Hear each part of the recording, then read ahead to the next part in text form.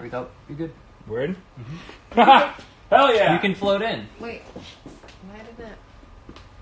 We wanted to start the class at 4:20. I think that's appropriate. Is it working for everybody at home? Fuck yeah. Let's see if it's popping up. I'm not going to say shit about drinks until it's popped up properly on someone in this room's live stream. Autumn, can you check your computer for me? Yeah, of course. You're live on Instagram now. What's up, Instagram? We're getting drunk today. I just had to drink an entire Smirnoff Ice in one sip because they hid it in the ice well. These motherfuckers. There's no prisoners, no witnesses here on the 10th installment of Very Good Cocktails with your boy. Is it working? I'll tell you. Autumn's got to connect to the internet. We're having some hilarious technical difficulties, and then Mercury's in retrograde. right, we're blaming it on the alignment of a planet. Yeah. It's working. Good. All right, welcome, guys. Thank you for joining us here on the 10th installment of Very Good Cocktails. I'm Alex Wasili. Yesterday was my 30th birthday, and we've just been partying. We've been partying like it's our job. I've been having fun with all sorts of fun little contraptions and concoctions in terms of imbibing alcohol. We have some fun toys to play with today. This is only the beginning. We have all kinds of antics prepared. But I can't really function properly until I've had myself a daiquiri. What do you think, Trent? Well, I was like, you also can't function until you put on that rap hat. Oh, is that? Oh, yeah, that's right. Yeah, see? Oh! You guys! It's a goddamn minefield in here, and my friends keep getting me. Trent, you got me so good. That was too easy. Oh my god. Okay, well, for those of you guys who don't know about this tradition, this is called icing people, it's where you put this bottle somewhere where someone can find it, where they didn't think that they would find it, and I have to get on one knee and chug this. So, Mom, I'm sorry if you're watching this, but last time Mom saw me get ice was after my senior recital in college, when my brother brought me a warm 24-ounce raspberry, and he hid it in like a congrats grad bag, and he like put his arm around me with balloons, and he was like, Alex, dude, I just want to say what a great recital and culmination of your college degree. I'm so proud of you. Here you go. And then I pulled out a warm 24-ouncer, and I drank the whole thing inside the DePaul Music School. My dog. Not the first. Not a thing I'm proud of, but not a thing I'm ashamed of. It's kind of a nice happy medium. Anyway, the only way I could block this move is if I had my own and could show it, and then Trent would have to get on both knees and drink both. And both. So, unfortunately, I was not prepared to play defense today. I'm just playing offense. So, to anyone watching, enjoy. And this is the second one I've had of these in like 20 minutes. This fucking sucks. I love you guys. But if there are any more of these back here, if it's a minefield, if there's 2, that means there's 4 more hidden. You know what I mean? Like, unless you got a 12er. So I did not get a 12. From anyone... I can give you that intel. At least it's cold. But it's not too cold, so... Yeah. As I said, there's nothing like a nice bleary-eyed start to a cocktail class. And there's nothing like getting iced by an ice fella. Yeah, dude, getting iced by an ice fella. Cheers, guys. Thank you for the birthday love. God fucking damn it. Oh, God.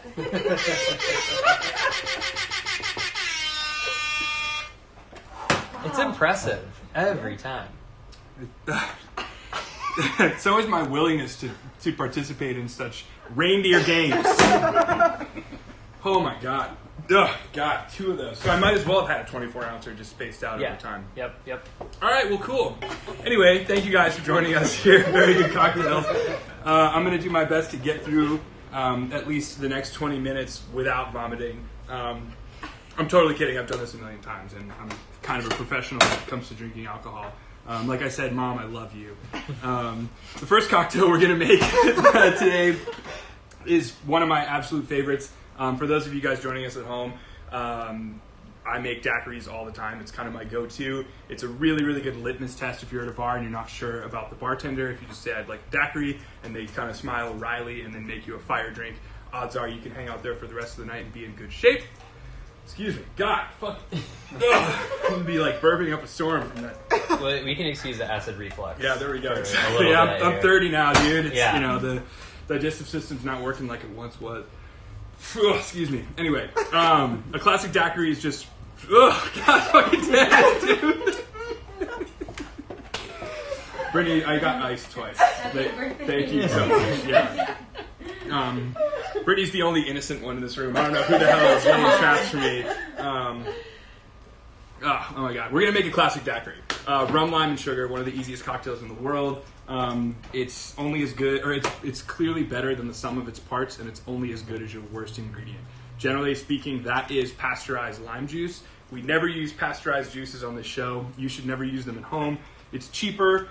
It's a fun, friendly family activity to have your kids squeeze your limes for you so you can put them into alcoholic drinks and drink them up. But honestly, using fresh squeezed lime juice is the way to have a delicious cocktail. So, as always, we're going to start with our cheapest ingredient. In this case, fresh squeezed lime juice.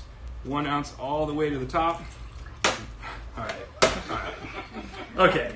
You need time out. The thing is, you need time I'm out. fucking spilling shit, and I don't spill shit. So this is a problem. And I'm not even drunk. That's the thing. It's like, if I were drunk... I know. It's the ice, dude. It's like, it's whatever, like, weird, like, secondhand barley malt they're putting in there. I'm calling it being blackout sober. And this is something I can do. This is something I've done before. So I have to give myself some affirmations here. Okay, so we're making classic daiquiri, shaken cocktail. 1 ounce all the way to the top. There we go.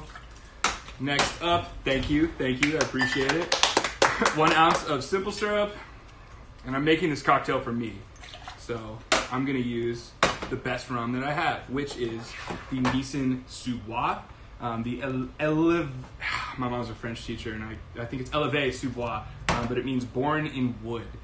This is aged in 18 months at high temperatures in a rick house in Martinique. This is rum agricole, so normally rum's made from molasses or byproducts of sugar manufacturing. This is made from sugarcane juice. So they get the cane, get the fresh pressed sugarcane juice, which is a crazy dark brown green color, throw it into a copper pot still, and distill it.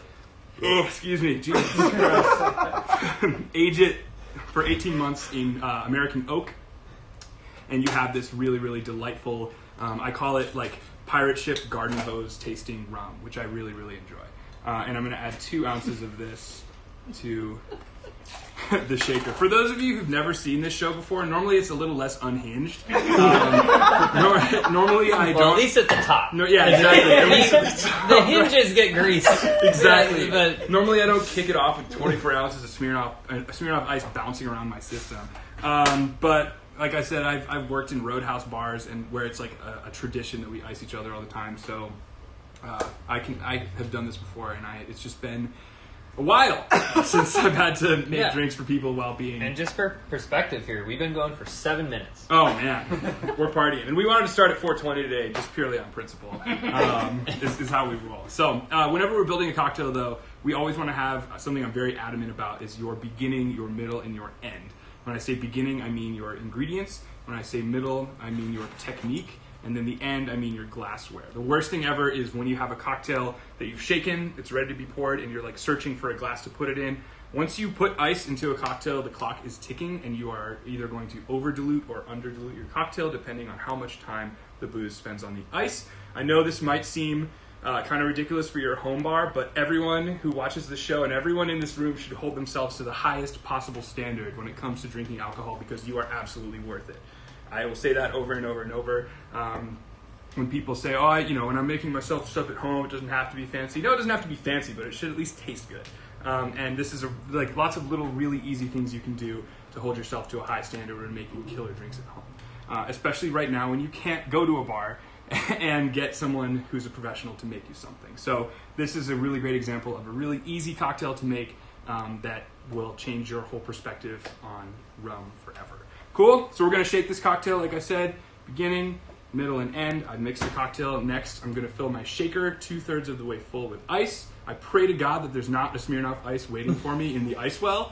If there is, I'm going to see how far I can throw it into Santa Monica Boulevard. Just outside, right? Searching this minefield, I swear to God. If you see it before you discover it, does that nix it? No. You can't be looking for it. If you see it at all, Yeah. See it? That's a discovery. Seeing is I'm discovery. sure. The thing is, I know for a fact there's one behind me somewhere. Yeah. I know, like, I'm not dumb. I know there's 6 fish things everywhere. there's- I'm not going to turn around to this bar because No, I have most no, everything no, I no, need no. in front of me. There's a bottle of Luxardo I need at one point up Yeah, here. you're good. But you're good. It's right. Yeah, okay. You're good. It's up there and there's nothing else moving Dude, forward. we would not do that to you. Okay. You say that now, but there's a perfect hiding place behind. I'm using my peripheral behind this little streamer well, here. maybe. Well, that would have been good to think about. Right. I'm not running around this Eastern European minefield post-war looking for things to imbibe. I'm going to imbibe my delicious cocktail. So, perfect example of how how the clock starts ticking the minute you ice something down. In this time that we've been chatting, I put some ice in this strainer. Look at how much water is going to come out of there. You don't want that excess water in your cocktail. So if you're like having a good time, making drinks with your friends, and you want to go slow, that's totally cool. Just empty your ice out right before you shake. Cool? And as I say, week after week, every private class, everything, if there's nothing you take away from this class besides laughing at a dude with weird hair drinking lots of alcohol, when shaking a cocktail, the 3 things I want you to do are you're obviously chilling the cocktail, but you're diluting and you're aerating. Aerating is something you're going to hear me say a million times. When we're shaking, we are chilling, diluting, and aerating. We want the ice to act like a piston, banging the cocktail into a lifted, aerated, bubbly, beautiful, frothy, tasty cocktail. It's the difference between drinking a warm limeade with rum in it and a delicious cocktail. So, like I said, in this time that we're chatting, some water is happening here. So, when shaking, you want to listen for that maraca sound. You want to hear chicka chicka chicka. You don't want the washing machine in circles. So listening is the best way to tell, right?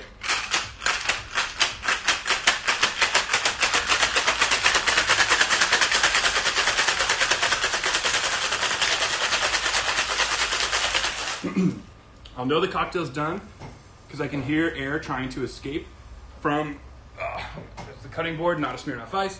I hear air trying to escape. I can take my fingernails and scrape some ice off the outside of the tin. And when I open it up and look inside, it looks like I just shook up a Sprite and poured it in.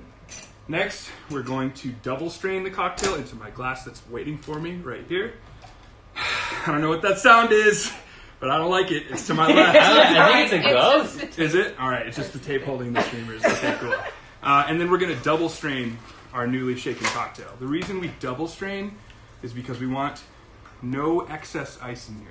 We want all of this little ice patty. We don't want this floating in our drink. That will water it down and make it taste watery and shitty. And it'll pop all the bubbles on the top of the cocktail, which we don't want. We want to keep that little frothy head the entire time that we're enjoying it. So, I'm out of breath because I have 24 ounces of sugar water, and that's not even liquor. It's malt, or it's not even like liquor. It's malt liquor. Yeah, right? So it's like a beer, but probably less alcohol, more sugar. Way more sugar, less alcohol. It's literally designed for children. No. Have you seen the new ones? They're in plastic bottles that look like Powerade. What? You've never? Oh man, I'm looking at it's that. deep, dude. Next time you see that shit, I'm looking at you'll be like, wow, this is like mean, Juul they pods for cigarettes. This is like granddad whiskey for kids. If Yeah. that makes sense. Gateway drinking. Gateway drinking. I like that. That's great. So there you have it, a perfect rum daiquiri. This can be enjoyed up. This is up, by the way. Up means chilled, diluted, served without ice. And if you wanted to, this would be incredible frozen or blended. The trick to making this blended is make 2 of them. The reason your blended drinks at home suck is because you're making 1 of them at a time. You've got to make at least 2. I recommend going no more than 2, 3 if you must. But if you must, call me and tell me why you must, because I really would like to know that answer. But make 2 of them at home. Pour the same amount of ice you would into your shaker for 1 cocktail and blend it, and you'll have the perfect ratio of smooth, shredded ice to rum, lime, and sugar. So there we have it. This is my favorite cocktail. By the way, if you're donating to today's class, it's going to the Alex Osili Wants a KitchenAid Mixer Fund. I do a lot of cooking at home, and I've always wanted one. and I'm going to get one whether you donate or not. So Yeah. thank you, But, like, thank you for your help. Don't be an asshole. Let's get him the goddamn KitchenAid Yeah, Pro. it would be cool. I don't know. And let's get the extruder so you can make pasta. Oh, sure, We need sure. to get The meat grinder. Yeah, the meat grinder. What else do they have? An ice cream maker? I don't know. Maybe like you freeze the bowl and Right. I don't know. I mean, I for all the gold-fashioned syrup that I make, I do that by hand with like a hand mixer. So it would be cool to help ease that process. So I'm not taking hours out of it. But maybe that's part of why the syrup is so good, is because it takes so long at a slow setting. Who knows? This is delicious. This is what I wanted to drink. I'm like It's actually the perfect scared. sidecar to a Smirnoff Ice. Oh my god, dude. Oh, I'm going to enjoy this throughout the remainder of the class. And what's fun about today is I'm making all of my favorite cocktails. So I get really excited about stuff. And one thing I know about me is that when I get excited about stuff, I force my friends to get just as excited about it with me because I don't know, that's like a weird superpower of mine. So I'm excited to get you guys excited about some rummy, delicious tiki drinks. This shirt is courtesy of Autumn. She had it lying around in her shop. Is there a question or something, or what is it? Oh, well, just a bunch of people are really excited about the fact that there is an ice cream maker. Is there an ice cream maker? Wow! Bruh. Then actually, you know what? I won't be buying this KitchenAid mixer without your help. Yeah. So if you guys could, $5 here, $10 there, it goes a long way. I love cooking, and if you come to Los Angeles in 2035 when people are allowed to hang out with each other again, I will certainly make you something, because KitchenAid mixers last at least 15 years. So Yeah. it would be 14 years at this point, 2035 from now. It's 2021. What does Right. one do with a KitchenAid mixer? Oh man! Oh my you can, gosh. if you want What to does talk one about not it, we'll rip Yeah, it open, man. a million things. You can do so many things. One thing that's awesome is all the attachments. I love Yeah. grilling Maybe and this cooking should be the meat. shot spree. Oh wow! Talking Oh about yeah, we cooking. can get all the. You know what? I have the sausage one. I had a couple ideas for the shop donation spree, but what were you gonna say? Well, I was like, I have the sausage one, so we The could always meat- share that attachment too. Oh, see, now we're talking. Yeah. Dude. But I'm like, you need the KitchenAid Pro. So we need to raise a few more dollars. Right. We'll take it all. you Stock said. options. We take like T-birds. bonds, old bonds you have from your grandparents, old mint collections. War bonds. Yeah. Yeah, why if not? you you know what? We are actually only dealing with currency involving war bonds from now on. I think that's appropriate. As they say, 2 birds, 1 KitchenAid mixer. So thank you so much for your donations. And if anyone has any good KitchenAid mixer donation, or KitchenAid mixer donations, Jesus Christ. If anyone has any attachments that you're really, really excited about, I want to know about them. Most things, I believe, in a kitchen can be done with a knife and a pan. And your hands as well. Like I made Parker House rolls for us for Thanksgiving, and those were fire. They were I amazing. made them. I needed it by hand, and you can do it by hand. But I would rather make myself a delicious daiquiri when my KitchenAid mixer makes the dough. Well, the robot makes my roll. Exactly, dude. Exactly. With all that being said, I'm going to plow forward, and we're going to make another cocktail here. And for a lucky audience member, there really aren't that many of us in here, but I'm pretending like there's a huge family double dare size. Yeah, right? Yeah, exactly. What's next? Oh, yes. Okay. So we made this cocktail on New Year's Eve. This is one of my absolute favorites. It's so good. In fact, I'm going to make several so multiple people in here can have them. This cocktail is called an Old Cuban. It is to die for. It's a super old school cocktail. It is technically a tiki drink if you want to go there. It's not. It doesn't really have all the bells and whistles that a normal tiki drink has in terms of garnish. But let's see. What do I? Give me one sec. I want to use coupe glasses. I didn't even think about making more than one for people here, but let's just make 3. You know what? We're making 2. We're not making 3. I preach all the time, make no more than 2 cocktails at once. So, yes, there's a question. Kyle Hadley has a question. He says that he's cocktailing with you tonight. He doesn't have rum, going to make a margarita. What tequila would you use that you have on hand? That I have on... No. You know what? I know where the tequila lives. And I almost looked at it. Kyle Hadley, you devilish bastard. I should have known better. Kyle is... What... I almost fell for that one. Kyle trained me to bartend. He knows what fucking tequila to use. Kyle knows so much about spirits. I'm so glad you're here. Thank you for being here. Kyle also gave me the ultimate drag name for myself, which is we were talking about cocktails that you can slam on a patio pounders. So Patty O'Pounder is my drag name, which is honestly really, really special. Thank you, Kyle. Kyle is Anita Bevy.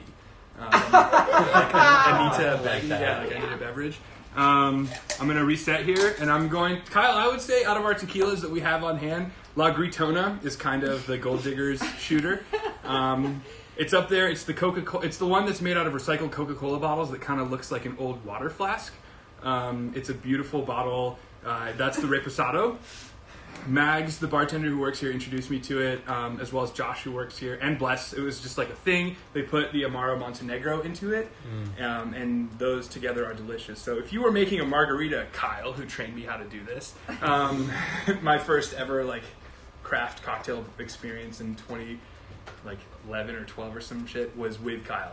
So he knows what to use. If anything, I would like your opinion on what to use. I refuse to look at that shelf. At least give me 10 minutes, and I'll I already have Jesse Wasili. If you're watching, I already have these in the ice well. He told me, I think if you just throw the word challenge on the end of anything, it becomes competitive, which I love. I'm a huge fan of that. The ice bucket challenge was just people dumping ice on them, or whatever. It's just you guys fell for that. Just donate money to ALS. Just donate them. Exactly. That's not the kind of content I'm looking for. But this, however, my brother told me. He said, "You know about the Foster's challenge?" I said, "No, I don't. It doesn't mean I just drink a Foster's as fast as I can." And he said, "Yeah, I guess that. Yeah, sure." That was the answer. So. At some point, I'll probably open these and cheers to my brother who's in New York. But I am not going to drink these as fast as I can, purely on principle. You're going to Stone Cold Steve Austin both of them together and pour them all over yourself. I'm going to drive a Coors Light truck onto the stage, which he did. Yes, he did. But one thing that's so great about this is I only thought there's a lager, but Haley, who grabbed these for me at the liquor store before this, also got the premium ale. And for any Australian watching this right now, Scott Francombe, if you're watching, I apologize. I know Australians make good beer, but the advertisement is Foster's Australian for beer, which is just so disrespectful. What's up with the premium? I don't know, but we're going to do a blind taste testing later. Great! Exactly. Well, we won't even need a blindfold after all the Smirnoff Ices. Oh my god, dude. I'll be blind drunk. I'm glad I clicked not for kids in the YouTube description. Alright, so we're making an old Cuban. This is one of my favorite cocktails. It's a really nice balance of tart and sweet, and it has one of my favorite ingredients, champagne and also mint. So two things that I love to play with each other. Since, you know what, I've never made two cocktails at once on the show, so this is a perfect example on how to do that. Just double the recipe. In this case, we're doubling everything. So 2 ounces of rum becomes 4. You'll notice the similarities in this one to the daiquiri. This is just sort of a play. This is actually more of a play on another cocktail called an airmail, which we've done before, which is such a good one. I'm using Brugal Añejo, Dominican aged rum. This shit is solid. This is a $29 1.75 liter, which is a bargain for aged rum. Decent, middle of the road. We love it. Next, I think, what does it say? Yep, okay. Got 1 ounce lime. 1 ounce lime, 3/4 simple. I have simple syrup in my hand, so I'm gonna make 1.5 ounces appear in the jigger and into the shaker. Lime juice is right here, and that is 2 ounces. All right, I might need more lime juice. Maybe. And then it says 6 mint leaves. This is something I don't need to put 12 mint leaves in here. If you put too many in and you shake it too much, it kind of gets grassy. We don't want chlorophyll flavored cocktails here. We don't want that unnecessary bitterness. So I'm going to put, let's just say 8 large mint leaves in here. Get the biggest, cleanest, unbruised ones you can find. And what's so funny is whenever one thing I see bartenders do a lot, which is kind of like a redundancy, like saying ATM machine. I see them muddle mint that they're about to shake. There's no need to do that. That's just extra bruising. You can literally just throw those in there and you'll be rolling. And I've got, so my bottle of champagne right here. This isn't actually champagne. This is just a Brut Cremant from Loire, so Cabernet Franc berries that I love. This is an $11 bottle of really good wine, believe it or not. I love, what's the word I'm looking for? I like Economically priced things. exactly that are delicious, especially if I'm going to be pouring it all over a cocktail.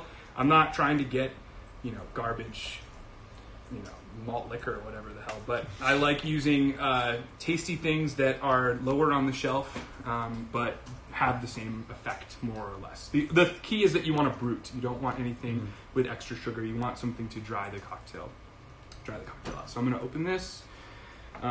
Like I said, when you add ice to the cocktail, you're on a timer, and I am not trying to have, not looking at the shelf, I'm not trying to take the time it takes to open a bottle of champagne while the cocktail is diluting. So now that I have my beginning and middle about to be ready, we have the end ready to go, and we'll be set. Okay, so let's shake this. Never made 2 cocktails at once before. You shake it for, if not all the way double the amount of time, at least 1.5 times the time it would take to make one. And you'll notice in your hands that it takes a lot longer for the ice to melt. It takes a lot longer for that ice to show up on the outside. So take your time with it and know that you're getting 2 for the price of 1. So put some effort into it, okay? Also, you'll notice I built this in the big side of the shaker, just because I don't want to be, overflowing here unnecessarily. And if I were to build this in the small side, if that makes sense. Cool? All right, we're on the clock. Make sure this bad boy is sealed up, and we're going to shake for a while.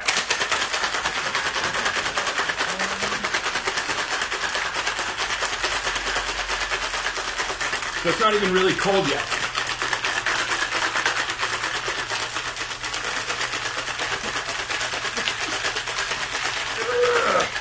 All right, we're getting there. Okay, I've got the ice forming on the outside. It's like 20 seconds. Was it 20 Yeah, seconds? almost, Yeah, that's yeah. a long time. Ooh, so I can smell that sort of, a little bit of menthol, not like crazy menthol, but like a really nice sweet mint, which is what we want. We don't want grass mint. So we're gonna double strain here. That beautiful honey gold color. And you don't want to fill it up all the way. A beautiful dog just walked in here, by the way. And I'm so distracted. He's so pretty. It's the same color as the dog. The cocktail? Yeah. Hell yeah. Is his name Old Cuban by chance? I wish it was. Let's go ahead since these... Looks like a Norwegian duck toller. Trent knows his dogs. And these coupe glasses are on the smaller side, so I'm gonna make 3 actually out of this. That's something we do when we're hanging out. Is I'll make there's 4 of us. I'll make 2 cocktails, and we each kind of have a half a cocktail. It's a really nice way to make your evening last longer, which we like. So. We like each other's company. Exactly. We like being around each other. So there we go. A gentle pour of champagne into these. This one has a little more of the rum mixture, but that's okay. I'm cool with it. We just want enough to sort of tickle the palate. We don't want, I don't want your mouth to burn with all of the champagne we put in here. And then a simple garnish for this one. I'm just going to put a tiny little mint leaf on each one. You don't have to slap mint aggressively like bartenders do. We were laughing really hard on New Year's when I was doing the demonstration of like, a flair bartender like slapping the mint really aggressively. There's no need for that. Paul McGee taught me you can just gently rub the mint leaf with your hand, and it does the same thing and keeps it greener for longer. So, the Old Cuban. This is a New Year's cocktail, if I ever had one. And who would like one? Like 3 people Pretty sitting over much. there. There you go. Here. We have some of the Gold Diggers recording studio staff in here with us today. Honored to have you guys with us, of course. Mackenzie wants one? Is that what? Oh yeah. I mean, yeah, I'll grab one. There But you go. Mackenzie likes that. And everyone on Gold Digger's Instagram just went for a roller coaster ride. well, I'm getting a FaceTime call, so Oh, nice. that's what I was getting up for. There you go. Oh, we're still going. We're still rolling. And there we have it, my friends, the Old Cuban. A super classic, way tasty cocktail. All right. I got mint all over my strainer. The unease of the Smirnoff Ice has worn off, thankfully. My body processes alcohol at a kind of a miraculous rate. I think Egyptians and Germans. 6'3" and 230 pounds doesn't hurt either when it comes to doesn't hurt. 24 ounces. I'm still not looking at the tequila. I'm sure there are people thinking of methods in which they can get me to look over there. But I'm not doing it.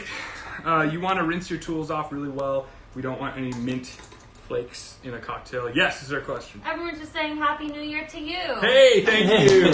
Happy New Year. Let's fucking go, dude. No prisoners. Delicious. Yeah. What do you guys think of that one? Great. Tasty? Yeah. Easy to drink? Makes me feel Cuban. Hell yeah, dude. We love it. We love feeling Cuban.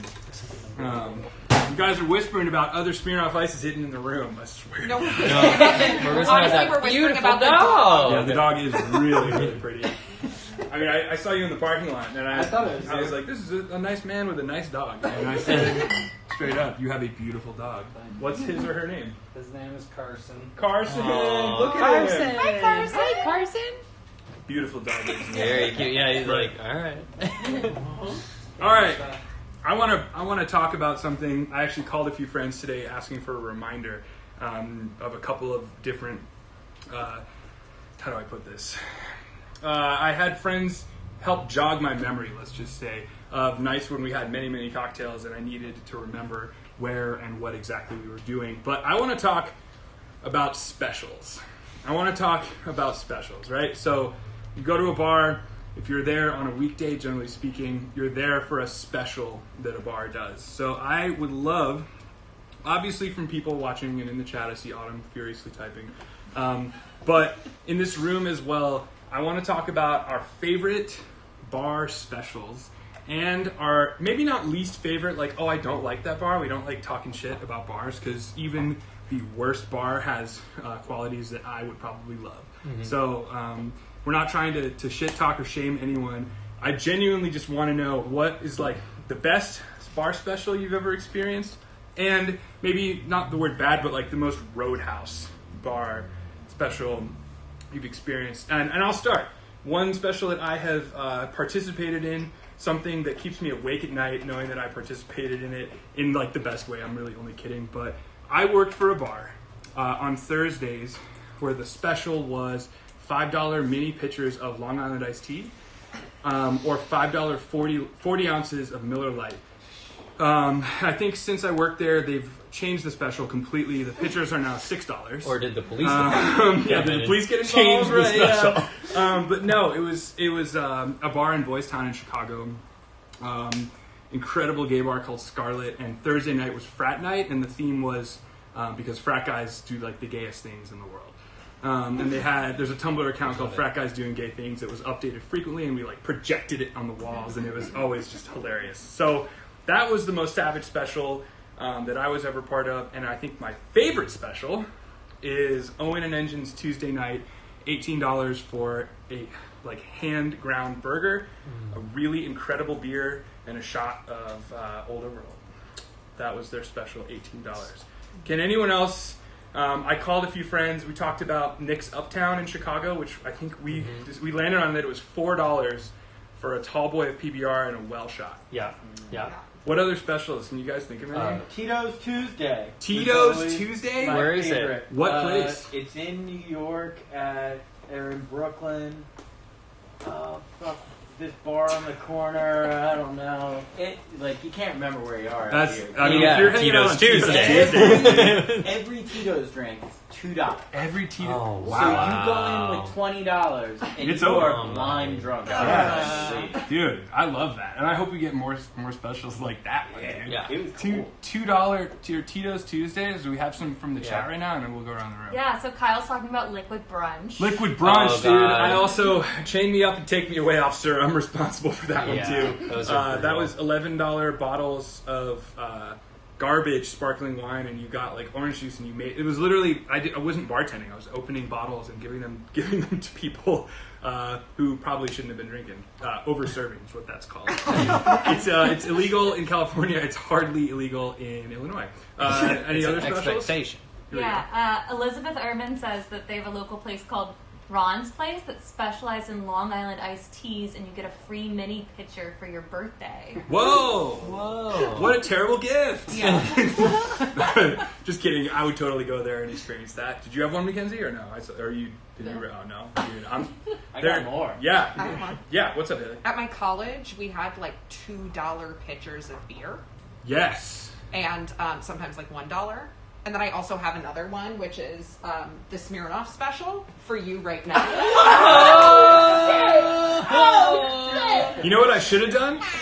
I should have looked at the shelf, taken that one, and offered defense for this late, one baby. that I'm about to drink. God damn it, dude. I would have barfed though, and you know it. Nah, yeah, well, I would have yeah, taken yeah. that. Yeah, I was gonna say you can have a surrogate Yeah.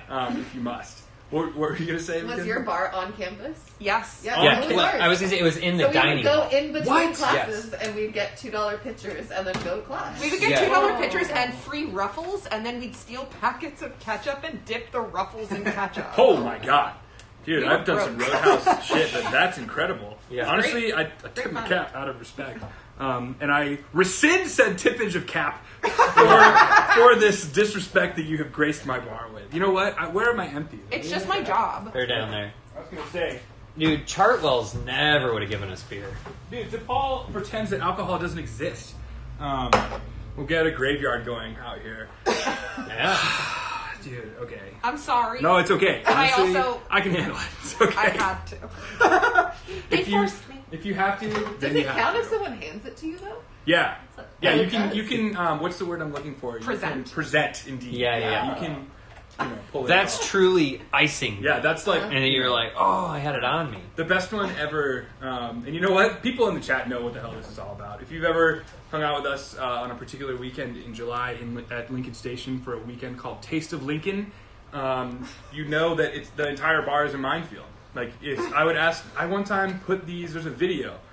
We make sangria, and it's like a big street festival, and it's awesome. And we dice apples and pineapples and like all these amazing fruits, and put them into the sangria that's frozen. It's to die for. I put a Smirnoff Ice into the shredded fruit basket, and the owner of the bar was outside scraping fruit, and it ding, hit the bottle.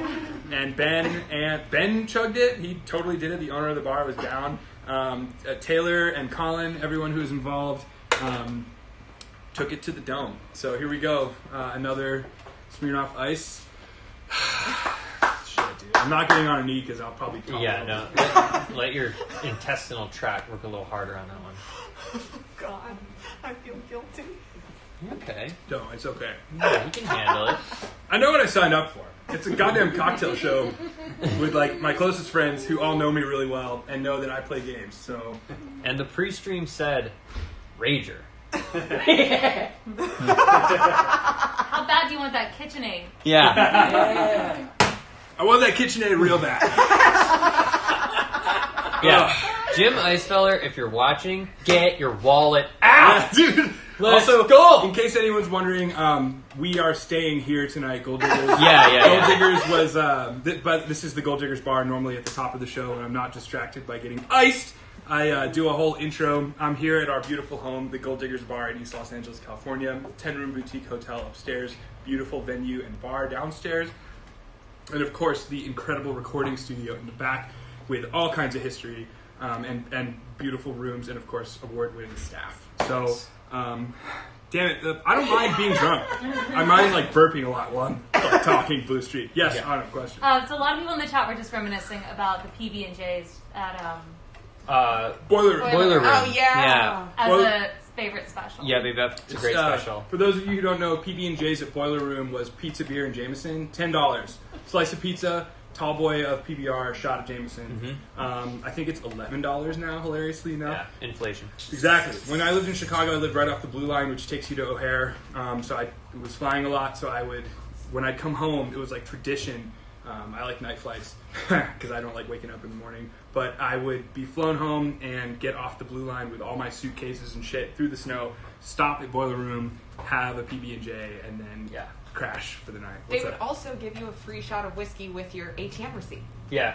Oh, right, because Parts they were and cash Labor only. did that too. They were cash yeah. only. I mean, That's right. during my Shattered days, and I don't know if they're still doing this, but Sundays at Beauty Bar was 2 for $1 Schlitz and free pizza. No! They would rip like tombstone pizzas in their oven in the back and just lay them out on the end of the bar. Honestly, you know who loses is the plumbing of the building. Yes, it is. That's who loses. 2 Schlitz for $1? Two for $1 What Schlitz. else? Yeah. Matthew Webb said a place called the Palace in Sydney, Australia. During happy hour, you play rock, paper, scissors with the bartender, and if you win, you don't pay.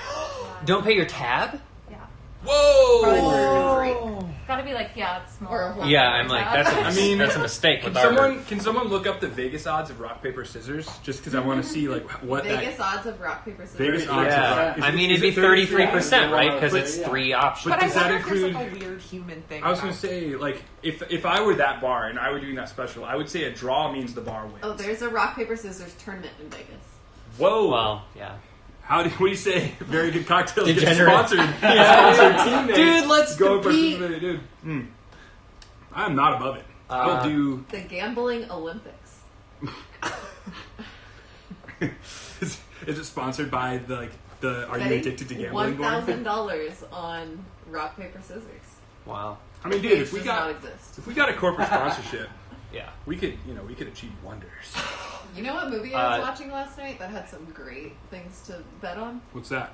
Rat Race. Oh, right, of course, Rat Race. yeah, Rat Race. Dude, they bet on everything in Yes. that movie. Yeah. Like, isn't it like the maid comes and cleans the room or something like that? No, And, the like, hooker comes to the room, and they bet on how much would it cost to have a night of a bath in Pepto-Bismol and him cutting her toenails. Yep. And they bet on who would be the Oh, closest to that's- what it would cost. just hilariously, Yeah. oddly specific. That's excellent, and I'm all about it. What other things? Longman and Eagle, Monday nights. Oh, right, dollar beers. $1 Old Milwaukee's. Yeah, Jesus. $2 shots of Cabin Still. Oh no. Yeah. Was it $2? Yeah. I think it went up to 3 like while I was working there. Up to 3. Yeah. Oh, Chicago. We know the winters are hard, so we give Yeah. you a lot of alcohol. I actually called my friend Tony Portella, for those of you who used to live in New York, 8 years ago. We were there on a tour, and I was 8 years younger than I am now, so excuse my antics. But we were hanging out, drinking, whatever. It was Tony's 30th birthday, and he knew of a couple places in New York, so he went to the Raines Law Room, which is a true speakeasy. Like, go to a really, loud, ragey bar, then you like say a password of the night that you can only get if you know someone, and it was a really awesome curated experience of really killer cocktails in a secret room. But afterwards, we went to a place called the Continental. There is a famous Continental in Chicago. I am not referring to this one. I'm talking about the Continental in Manhattan, where it's $10 for 5 shots of whatever is on their shelves, which is, let's just say, I remember red lights. I remember bartenders laughing at us.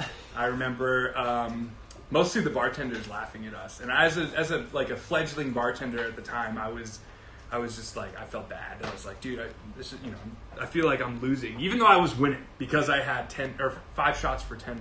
Yeah. But I think, and Tony knows good whiskey, but he still ordered Jameson, which was funny. What other specials? Are there any other good ones in The there? flip side of that is just over the Brooklyn Bridge, there was a spot where I met Ed that they said a shot and a beer for $5, anything on the shelf. Yeah. So I was went with Jameson, and it clearly was not Jameson. Oh, They really? took the Jameson and poured the worst that Oh, they could dude. find. That's a shitty practice. Anyone subbing liquors in bottles, that's whack. Also highly illegal. Marrying bottles of booze is illegal as well.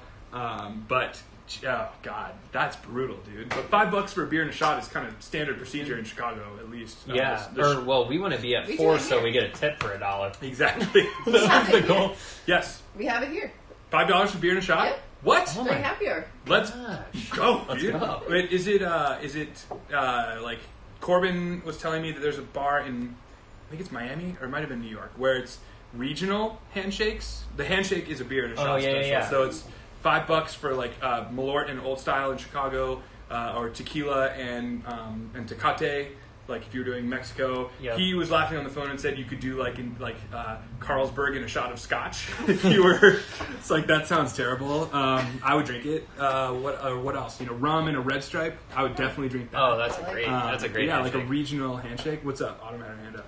Oh, Corman just said somebody did 2 paddles, 10 shots. 2 Paddles. Oh yeah, Corbin was with us on that tour, I think. Or no, that was my senior year. Corbin, was he there? Oh man, I think he was there playing lead alto in the big And then band. I like Benjamin's. He just said he loves when you can buy a beer for the kitchen. Yes, You know? that's Yeah, a thing. that's a cool thing. That's a cool thing. If you, a lot of restaurants. By the way, this is like a hack. If you go to any fine dining restaurant, like your meal is going to cost upwards of $300-400 or whatever. Do yourself a favor. If you're spending that kind of money already, get like a bottle of bourbon, Old Grandad or whatever, and a case of High Life, and put it in a bag. And when you walk in, give it to the host and say "for the kitchen," and the host will know exactly what to do. And odds are, especially if it's an open kitchen, the chef, which is cool. I don't know. I nerd out about this kind of shit. We love escalated dining when we can afford it. The chef will kind of tip the cap and generally send you a couple extra plates. Or the kitchen is very thankful because they're working their asses off generally for not even a fraction of what they're worth. Mm-hmm. So buying and they them a beer, all like to drink. yeah, dude, like If you've ever worked back of if house, you know anyone who's covered in tattoos, working back of house, general angry demeanor, odds are they've worked in a kitchen. Obviously, am I a fan of negative attitudes? Never. But it is fun to be playful every now and then. And for the most part, back of house guys love to drink, just like front of house. So yeah, it's not inappropriate. Honestly, it's not. Unless there's like a sign that says "don't do it." And to be fair, I'm not going to name the restaurant, but there was a place in Chicago where you could do that. We did that, and it was awesome. And the kitchen rings a bell and shit. It's like a whole thing, but apparently things got out of hand, and they stopped doing it. So just be responsible when you're drinking, just like I am with my Smirnoff Ice. I just have to share one more because it's my dad. Yeah! Earl! He said 25-cent Lone Star, 35-cent tequila shots. What? Cold Water Country in Lubbock, Texas, where I met Autumn's mom. Crash and burn Wednesday nights, early 80s. Oh my god. crash and burn Crash and burn. Wednesday nights. Crash Oh and, no, I'm getting a call Crash and Burn Wednesday during night. the stream. Oh, who's that? Wait, what is this? Is this? Oh, all right, everyone. Yeah, so everyone, hey, this is Jesse with Celia. This is my brother. Jesse's FaceTimed in. I'm gonna put you right here so everyone can see your dark screen of a face. And for your view, Put him on a shot clock. yeah. So, okay, there we go. Yeah. So everyone, this is my brother, and he was the one who told me about the Foster's Challenge, whatever the fuck that means. Wow, your camera is a phone? Hey man, you're watching. You are poor. So, as Jesse said, I am poor, and I would like a KitchenAid mixer. So if you can, that's Autumn, yeah. So if you can donate. Bar, and I can't hear anything. You're at a bar? Yeah, dude, I mean, it's outdoors. Like, you want to see some snow? Didn't it just have, there's a blizzard in New York, and you're outdoors at a bar in New York? Oh, That's snow. there's a snowbank in the tent. Guys, Well, that's my friend Joe. Dude. there's like a 7-foot snowbank. Anyway, That's just proof that nothing will stop people from drinking. Jesse, this one is just for you here. You want to play in two? No, I knew he'd ask me that. Okay, so this is a fun drinking game. It's called God, in two. Mom's probably watching that. So it's a game called In Two, and the rules of the game are: if someone asks you if you want to play in two, you have to say yes, I would like to play in two. And the second rule is you have to finish whatever you're drinking in 2 sips. So you can take one short one really long one, 2 medium, 1 long, 1 short, however you want to do it. Jesse, I would like to play in 2, but unfortunately I've been iced this many times already. 3. 3 times. I've been iced 3 times. Yeah, I've been iced on this fucking show 3 times. And yeah, he's laughing his ass off. And I'm not gonna play in 2 of this, but I am gonna drink it for you because I'm not gonna put it in a pitcher. This is a nice bar. We don't have pitchers here. Take this back to Long Island pitchers. Anyway, everyone, Jesse Wasili. This is one of my best friends. I'm glad he's here. I'm gonna cheers to you and thank you for all the birthday love, dude. And I'm gonna do my best to drink this in as little sips as possible. All right, Jesse's hammered, so I'm gonna pass this back to Autumn. Love you, bud. Cheers, dude. All right, guys. I'm not gonna play in 2 of this because that's savage. Bye, Jesse. Yeah. Bye, Jesse. Goodbye. I mean, it.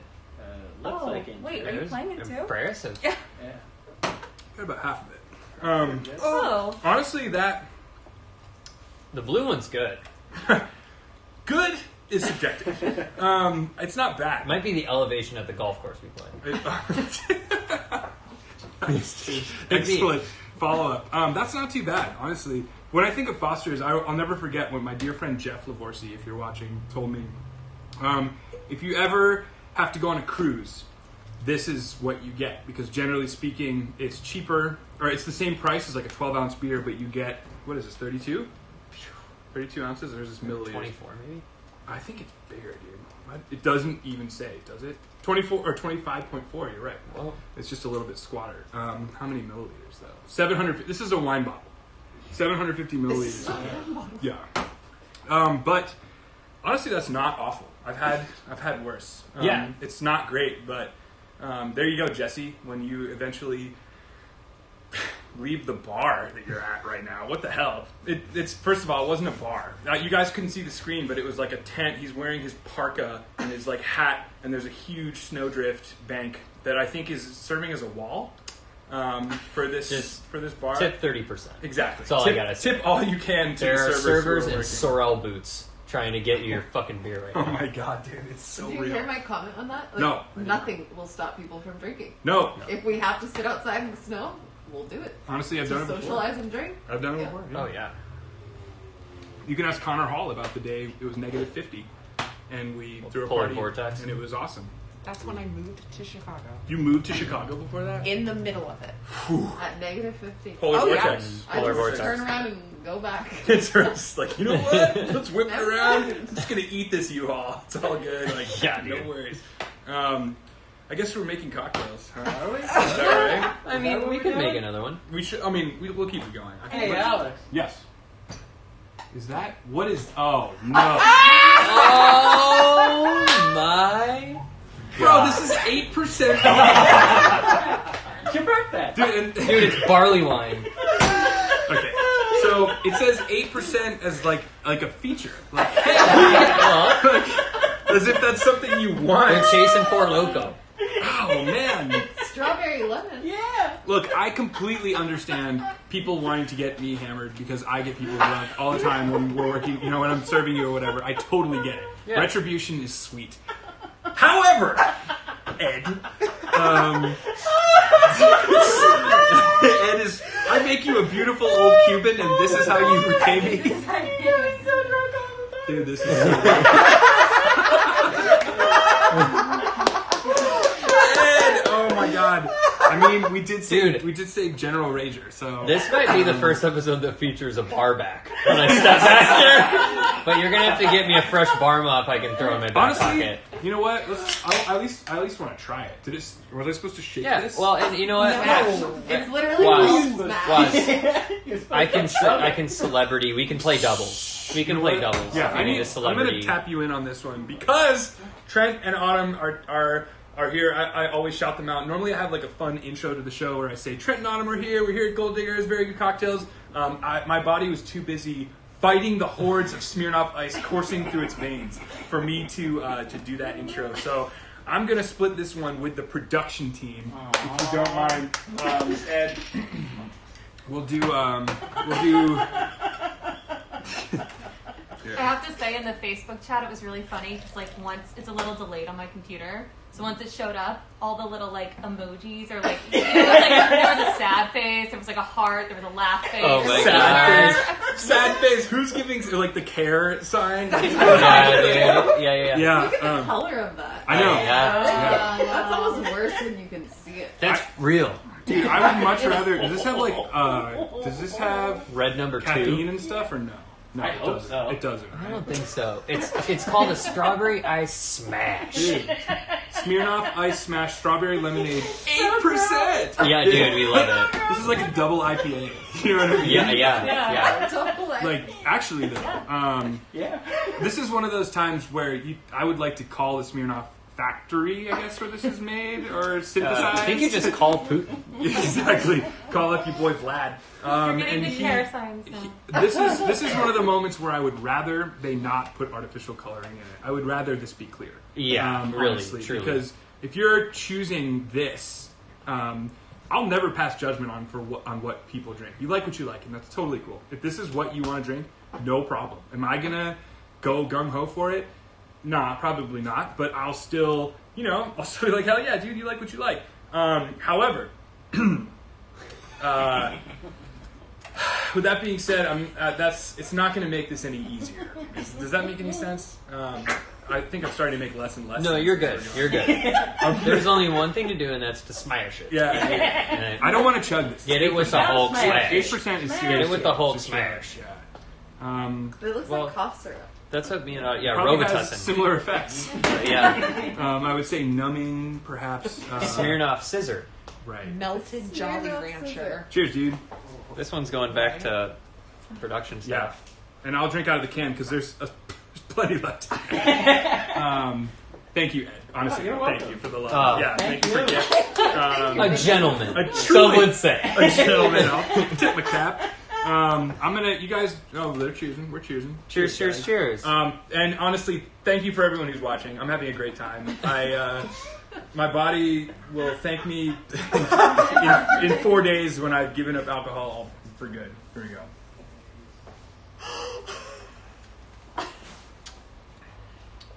How is it? It's good. It kind of tastes like a fruit roll-up. It's not as sweet as I thought it would be. Yeah. Honestly, it's really not. It's not as sweet. There's a little, there's like a little bitter note to it. Are you looking forward Campari. to trying all the other flavors that they make? I swear to God.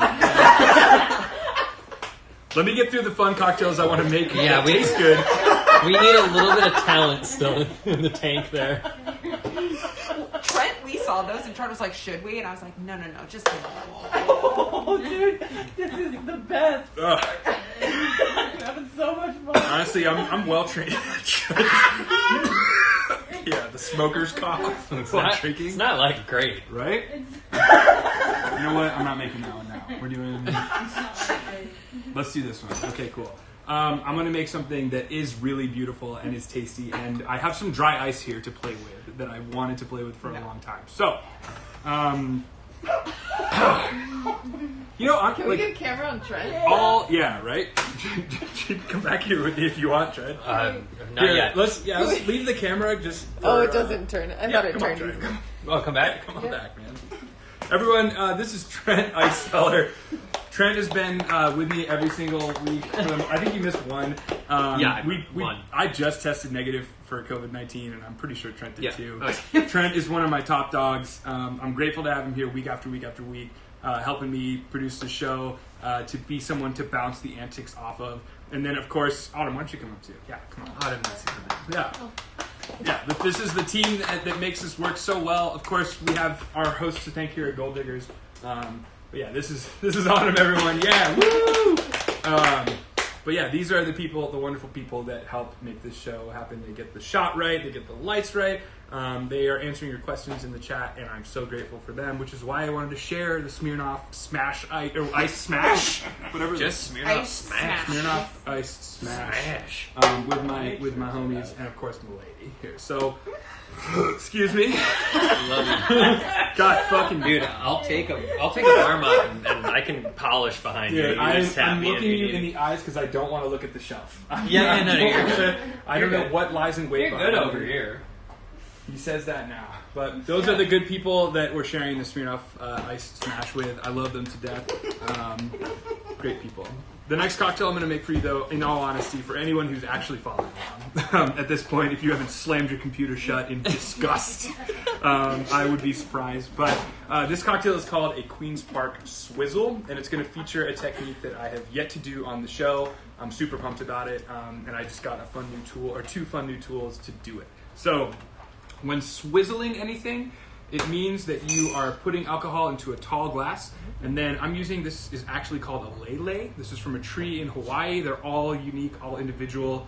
You can totally use a bar spoon if you want, or a straw, or a regular spoon. But the idea is you put the alcohol in there, and then you fill the glass with crushed ice, and you move this little swizzle stick up and down to help incorporate and dilute the crushed ice. You help incorporate water into your cocktail with crushed ice, and it melts really rapidly. And what's cool about it is you build it up, and then you put fresh crushed ice on the top, and then you can top it with something like bitters, which is what we're going to do in this case. So as you drink the cocktail, over time, the flavor profile will change, which is a really, really, really fun thing to do when you're drinking. So I like how bitters sink to the bottom. What's that, Trent? You enjoying the Smirnoff Making Ice a smack? face at autumn. Making a face of general. Dude, as like a party girl, I love this. I This is like up my alley. It's Is on it? brand. mean, well, you're nursing it. It's on brand. It's on brand for old I'm tea. not mad about it. Dude, the burps are real. Yeah, dude. Yeah. Imagine trying to talk Blue Streak and then having carbon dioxide fighting to get through Dude, the straight walls. up. So want me to go get some gas X? Dude, does gases get rid of burping? Hell yeah. Does it Yeah, really? yeah. All kinds of gas. Oh, wow. I always get weird about like popping pills while my liver's in overdrive. Yeah, You know what I'm saying? yeah. It's like being on a highway and downshifting from Yeah. 6 to 3rd. You just don't want to do it. And when people are like, pop ibuprofen when you're hungover, I'm like, my liver is already scarred.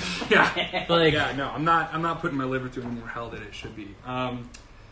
This is my crushed ice tool that I'll show you in just a minute. But I really want to build this cocktail because it's honestly one of my favorites.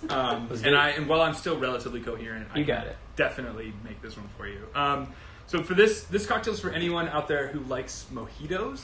This is a really, really solid option if you want a little more flavor in your cocktail, right? So the biggest difference is a mojito is generally silver rum. That's falling, and I'm not going to fix it. Is it falling? no, it'll be alright. Okay, cool. The biggest difference between a mojito and a Queen's Park Swizzle is no.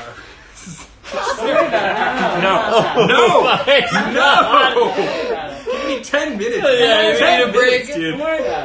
The biggest difference between a mojito and a Queen's Park Swizzle is mojito is silver rum and it's sugar and it's mint. A Queen's Park Swizzle is aged dark rum, sugar, a little bit of honey, and then mint and then bitters. So I'm going to build this cocktail. And you know what? I'm going to use the Eldorado. Also, to advocate for her, Haley Fife seems pretty excited about this cocktail. dude. If we don't have anybody in it claiming for It's it. to die for. It's all yours, I think. Cool. So 2 ounces of rum go in the glass, like so. Honestly, the taller the glass, the better in this case. Generally, I don't like using really tall glasses because... Oh, let's rip the top off this. Shred. I'll bite it off. Anyway, where's the gold digger's machete? Yeah. Behind the bar, right? They won't let me have one. They won't let me have a machete. All right, I'm gonna put 3/4 of an ounce, right? Yeah, 3/4. Oh, I didn't put 3/4 lime. lime. Yeah, 3/4 lime, and there should be simple on there. And we didn't make honey syrup, but that is okay. You want to make it? It's right. It will take a long time. There's, Oh, it's right there. Yeah. There's honey right there, but I need to make syrup with it. So what I'm gonna do to improvise on this, which I haven't had to do because I'm generally prepared for the show. You were but not prepared. I was not prepared today because yesterday was my birthday, and the day before that I had friends over to cook dinner, and the day before that I had friends over to cook dinner. So we're gonna improvise here, and I'll show you a little trick here. So this is some honey from the bodega next door. I'm just gonna take a bar spoon of it like this, kind of curl it up, and I'm going to dissolve it into what we're drinking. So when you put honey in a cocktail, as you guys know, if you like put honey in the freezer, it gets rock hard, and we don't want that. If you just put honey into a cocktail without dissolving it into water, you get little specks of hard honey in your drink that you don't want. So you always want to dissolve it in there, and it's dissolving quite nicely, actually. Just like that. Does alcohol amplify the dissolving of honey? Yeah, definitely. You want it to be as warm as possible in this case as well. And there we go. Most of the honey has dissolved. Honestly, it only said 1/4 ounce of the honey syrup anyway. But it's really just to add a little bit of depth and mouthfeel to this cocktail because regular sugar sometimes gives you that filmy feeling on the roof of your mouth, which we don't love. 3/4 of an ounce of simple syrup. And I'm going to go a little bit light on that 3/4. Like that. And then here's like where the fun muddling mint stuff happens. Where is that? Oh, right. Cool. I'm going to grab a few mint leaves here.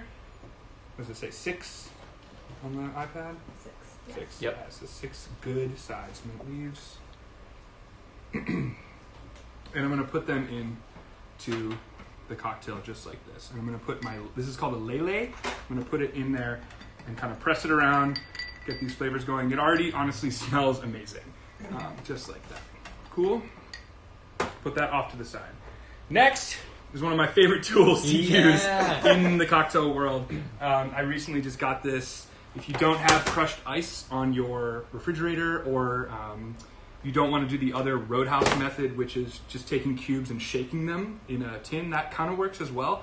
This, I think, was this was like $15. Really, really cheap. And you don't need to buy the special wood hammer.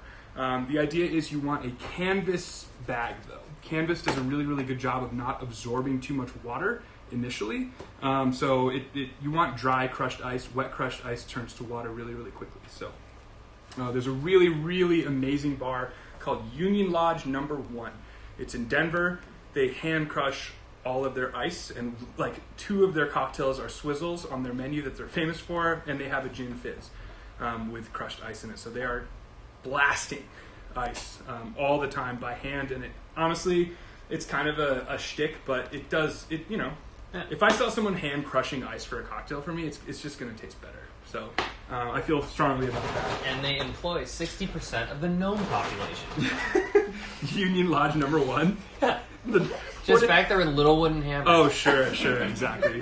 What's the Colorado gnome population look like? Well, 60% of it is there. I mean, I don't know what it looks like, Waz. They're in the back. You said that. Yeah, you're right. Well, no, they have like a part of the bar that they firmly bash up the ice into pieces, like in front of you. Oh, like a granite. Yeah, like you'll part be of the having. bar. It's like not. It's a beautiful place to take a date until the hammer comes out, and then your conversation is interrupted by bashing of ice. So here we go.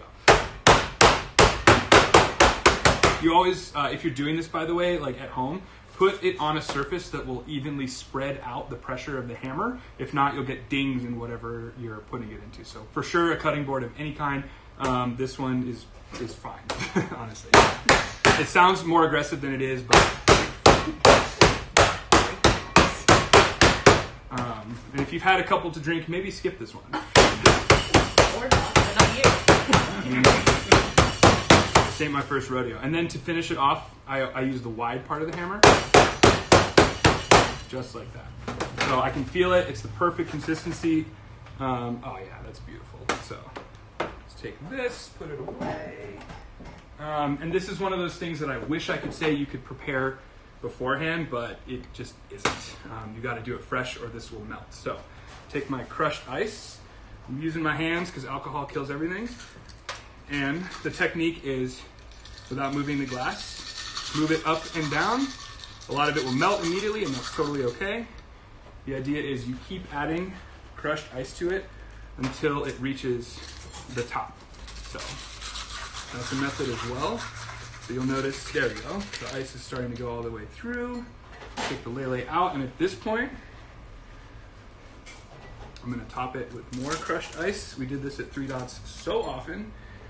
For a lot of really, really cool cocktails, honestly. Crushed ice it's like cooking with gas. You're definitely on a time limit. The trick with swizzling cocktails is you always want to put the straw in before you garnish or do anything else. Just because the idea is you're drinking from the bottom of the cocktail, and as it melts, the flavor profiles will change, and I'll show you why. So grab Angostura bitters, in this case, and we're just going to go ham with Angostura bitters on the top. So just like this, and you'll see the bitters will float on the surface like that. And then grab yourself a mint bouquet. Some of these look a little Roadhouse and tired because I've been yammering over here. There we go. This is purely for garnish, but you know, it also adds to the aromatics of the cocktail. So I like to take my mint bouquets, pull them up until they all are the same edge or same length on the top, hit them on my hand a couple times, and then twist to get rid of the larger stem, so you have a perfect mint bouquet like that. That goes on the side. If a It's little beautiful. If a little bit runs around on the side, that's okay. Then take. No, it's not done. It's not even close to done. Yeah, we'll clap again. Yeah. Then I have a couple edible flowers because those are great. And then, is there a lime? Yeah. Let's just do this. No, there is not. There's nothing behind it. All right. I'm going to show you guys a cool trick here. I'm going to make what is called a lime hull. So you go into a lime and you make like a little hole in the center. Little roadhouse here. Normally, you have the prep staff do this for you. Sorry, dude. But it's a safe way to use dry ice. So I'm getting the water running because I'm playing with dry ice here. There we go. Okay. So the idea is you want, if you're using dry ice in a cocktail, this is a really rapid fire lesson on dry ice. If you're using dry ice in a cocktail, just be very, very careful. There is no moment in time where it is acceptable for the dry ice to touch any of the cocktail. Ever. Ever, ever, ever, ever, ever. Dry ice is dangerous. It's a beautiful visual effect, but it's not something to play with, and it should never touch the actual drink. So this is going to act as a little cup that holds the dry ice. Autumn knows this. She did it a million times at 3 Dots. You take a little piece of dry ice, which I have down here. You want to make sure your hands are completely dry, or the dry ice will freeze to them. My hands are wet, so I'm being extra careful. And you put it right on top, just like this, into the drink. You can see it's kind of foaming. And I have my water heating up. It works best with the hottest of water, but no worries if not. You can use regular water, and then take, there we go, a little warm water. And this like blew people's minds when we did it for them, but you just take a little bit of water and put it on the side there. And there you have it. This is a Queen's Park Swizzle, one of my favorites. That's a little tricky. If you spill a little bit, it's okay. Kind of wipe the bar and then put it on top of your hand. And that will go for a long time. That piece of dry ice is absolutely huge. You instruct the guest, please don't touch it. It will freeze to your hand. And if you can, try not to inhale it super hard because it is carbon dioxide. So don't take rips. But Tell there you that go. to the Republicans. Yeah, exactly. Question. Kyle says if you put a drop of Campari on the dry ice, it smokes the smoke turns red. No way. Let's try. What about a drop of Fortaleza Reposado? Man, I bet that would taste great, Trent. You can look me in the eyes as much as you want. I'm not doing it. I'm just dog. curious. Does it really? Let's see, Kyle. A tiny drop of Campari. He's probably fucking with me. Oh, is it pink? I don't know. That's In any case, Kyle. It's really, really cold, but there you go. It's a fun thing to put on someone's drink. I don't know. What's up? What do you I think we just thought maybe we didn't know there was a well underneath you. We thought that. He didn't know he could do it. No, in maybe real that you life. turn around. Oh, yeah. He can try all he wants. Fortaleza tequila. Anyway, Haley, this is for you. This Does is anyone else want it? Though, before? No, it's for you. Yeah, here. So the idea is, as Haley drinks this from the straw, she'll take the sweet, nice mint, heavy rum, honey flavor from the bottom, and as she drinks it, the bitters will come down from the top down to the bottom and give it more of a cinnamon, clove, allspice finish. I love things that are different from beginning to end on purpose. Now, I'm not talking about like meat getting cold. You know, I'm talking about things that taste different over the age of the cocktail. Thank So there you. go. Cheers. Yeah, I love the Queen's Park Swizzle. Kyle meant tequila. If you put tequila in the dry ice, Yeah. It'll Fortaleza fry. Reposado. Give me 5 more minutes. Honestly, my body is still processing half this Foster's that I gunned, the 2 Smirnoff Ices, the 4. the 3 Smirnoff Ices, and then the third of the, and the shot of mezcal I had before, and this daiquiri, right? Yes. That I'm still drinking. Yes. Let me know what you think. How is it? Is it okay? Absolutely. But what if I was like, I don't like it? I would drink. I was like, honestly. it would be okay. I love it. It's great. Honestly, you like what you like. She said with bloodshot eyes staring dead into We the just camera. lost 25 viewers. Making all of us beautiful, delicious cocktails, and he's drinking Foster's and Smirnoff. Yeah. Yeah. This is Smirnoff Ice. part of the program, if you will. So perfect example of why I love this canvas bag is it absorbed a little bit of the water, but I'm going to just empty this out really quick, and this will be good as new in just a minute. It dries out really, really quickly. Is it like wax lined or anything, or is Yeah, it just probably. all canvas? Yeah, probably a little bit, but it's just a hard canvas bag. I have a friend on Facebook that has one, Marissa Johan. Oh yeah, Marissa, Andy and Marissa. She has a bag for Mai Tais. Hell yeah. Mai Tais, it's essential to do crushed ice. I was thinking about doing Mai Tais, but I wanted to wake up tomorrow. So I decided against that. She said it's Smirnoff Ice. Smirnoff. I decided I would drink Foster's and Smirnoff Ice. But that's honestly one of my favorite cocktails. Like I said, the biggest difference is aged rum instead of silver rum. Silver rum's totally cool. It's fine. But I like the fuller body, the oakiness, the honey notes, the honestly sometimes cherry notes that aged rum gives. So, and even a rum as simple as Brugal, or I used El Dorado 5 for that. So this is from Guyana, northern South America. It's a Demerara rum, meaning it's made exclusively with Demerara sugar from the river that runs through Brazil. They say that the banks of that river make the best sugarcane on earth, which, good for them. They can say it all they want, and it's great sugar. Demerara sugar is really, really great. Best is subjective, though. And what's so fun about rum is that there are so many rules that people just make up, but there's no broad spectrum rule whatsoever. So, we're going to do, I think, another... Yeah, what's up? I have your statistics on rock, paper, scissors. Oh, yes! Sorry, yeah, we've been lollygagging. Rock is played roughly 35.4% of the time per round. Uh-huh. Paper is played 35% of the time. And scissors is played 29.6% of the time. So scissors are... The human element. The human element. It's a 2% deviation. I mean, what's your call? When you go to rock, paper, scissors, what do you do? I play paper a lot. I do rock a lot. I do rock a Yeah, lot. I'm a rock guy. But See, I I think like it's to 'cause cover rock you. is first. When you're saying it in your head, Rock, paper, scissors. Okay, rock. And Also, a in scissor terms- is harder. I mean, you can either. Scissors, you know that someone's going to do it earlier, so it's, statistically speaking, right? I mean, plus in terms of how many calories are you burning in comparison to this, or this. Yeah. Caloric. I Yeah, play but caloric that one based. is- Caloric. How many, What are the how many caloric calories stats? Right, are spent? exactly. I keep a keen eye on my Fitbit at the rock, paper, scissors tournament. Yes. I'm trying to think how I want to do this next one. I think I'm going to swizzle this next one. I think we're going to do another swizzle. If you Yeah. see a strong man who looks macho, you think they're going to throw a rock. Yeah. So there's a lot of stereotypes in it, too. Wow. I like the mental strategic play. But you know what? What if the person you saw who looks like a big macho dude knows that statistic That's a and tactic. comes at you hard with scissors? Or paper. Or for that paper. matter.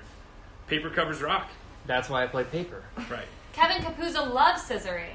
Yeah, I was like, I'm skipping all the jokes about who plays scissors. Like, come on. What, are you going to tee it up for me? Okay, so to be fair, normally I wouldn't walk into that one as easily. Yeah. I'm going to blame this on 3 Smirnoff Ices and 1/3 of a Smirnoff whatever Of the fuck. smash. Yeah, of the smash. And the daiquiri and the Fosters. So, next I'm going to make for you. Is this... Yes, okay, so this is also one of my absolute favorite cocktails in the whole world. I'm going to do this one the dry ice method again. This is called a Demerara Dry Float. This cocktail, how do I describe it? It's very, very easy to make. It's a super tiki classic. It was, I think, discovered by, is this down the beach corner? No, this is Martin Kate at Smuggler's Cove in San Francisco. This is a really, really delicious cocktail. The recipe is readily available online, but we're going to swizzle this one again. So for those of you just joining us, we use a tool called a lele, where we incorporate crushed ice into our cocktail and dilute it slowly. Imagine like shaking, but we don't want to aerate the cocktail in this case. We're getting that same level of dilution with our crushed ice that we are from shaking, but we don't want to put a bunch of air into it. We kind of want it to be a little bit syrupy. You know what? I shouldn't even have uttered the word syrupy because that's a bad word. When it's a really easy way to throw off a guest. If you're like, it's really good, it's kind of syrupy. They're just like, what the fuck? I don't want that. that will not play in I LA. want some kind of weird. Yeah, I wouldn't play that. That will You're right. not play Um, with the skinny crowd. But the thing about syrups at Martin Kate's Smuggler's Cove is that they're handmade from like passion fruit puree, and they're like you could drink them, and they're honestly to die for. So I'm gonna pour 1.5 ounces of this El Dorado 5-year. This is really truly an incredible rum company. They make a 5-year, an 8-year, a 12 or a 10-year, a 12, a 15, and a 21-year rum.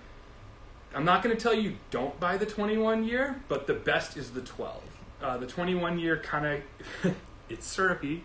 It's a little too much. The 5-year is great for everyday use.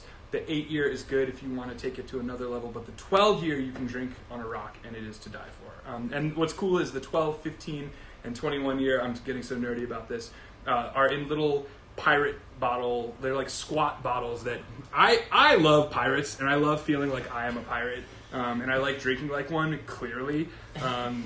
Look at this fucking graveyard. I feel like pirates would drink Smirnoff Ice. Yeah. Oh, yeah. Whatever is Just readily that. available. Yeah. Yeah, right? I mean, Yeah. or stolen. And then they'd like whistle tune with them. Waiting for it to get warm. Like, Yeah, right.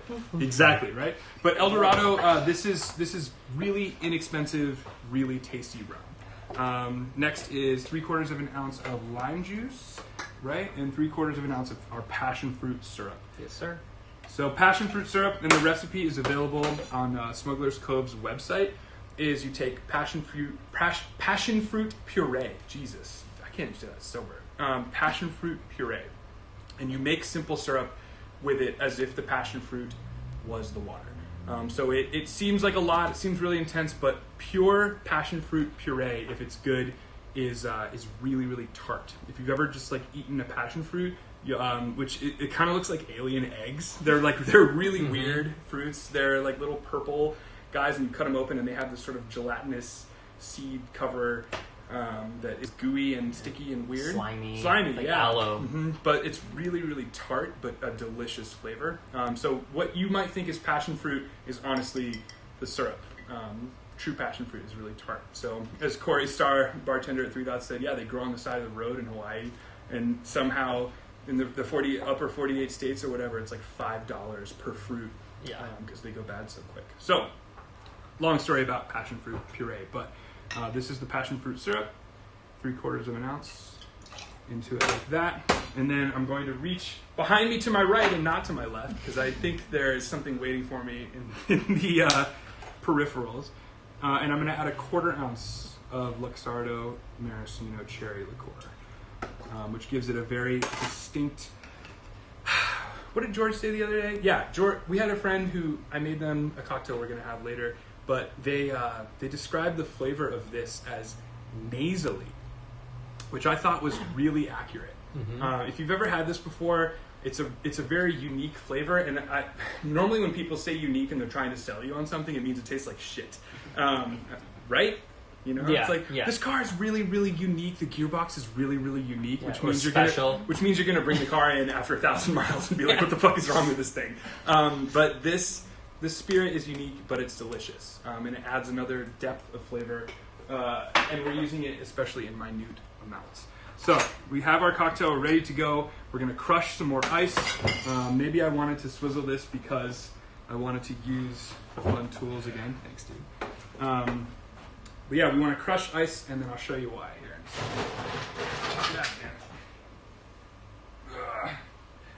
Normally, if I drop this on the floor, I would pick it up and grab a clean bag for the guest. But in this case, I might be drinking this one, so...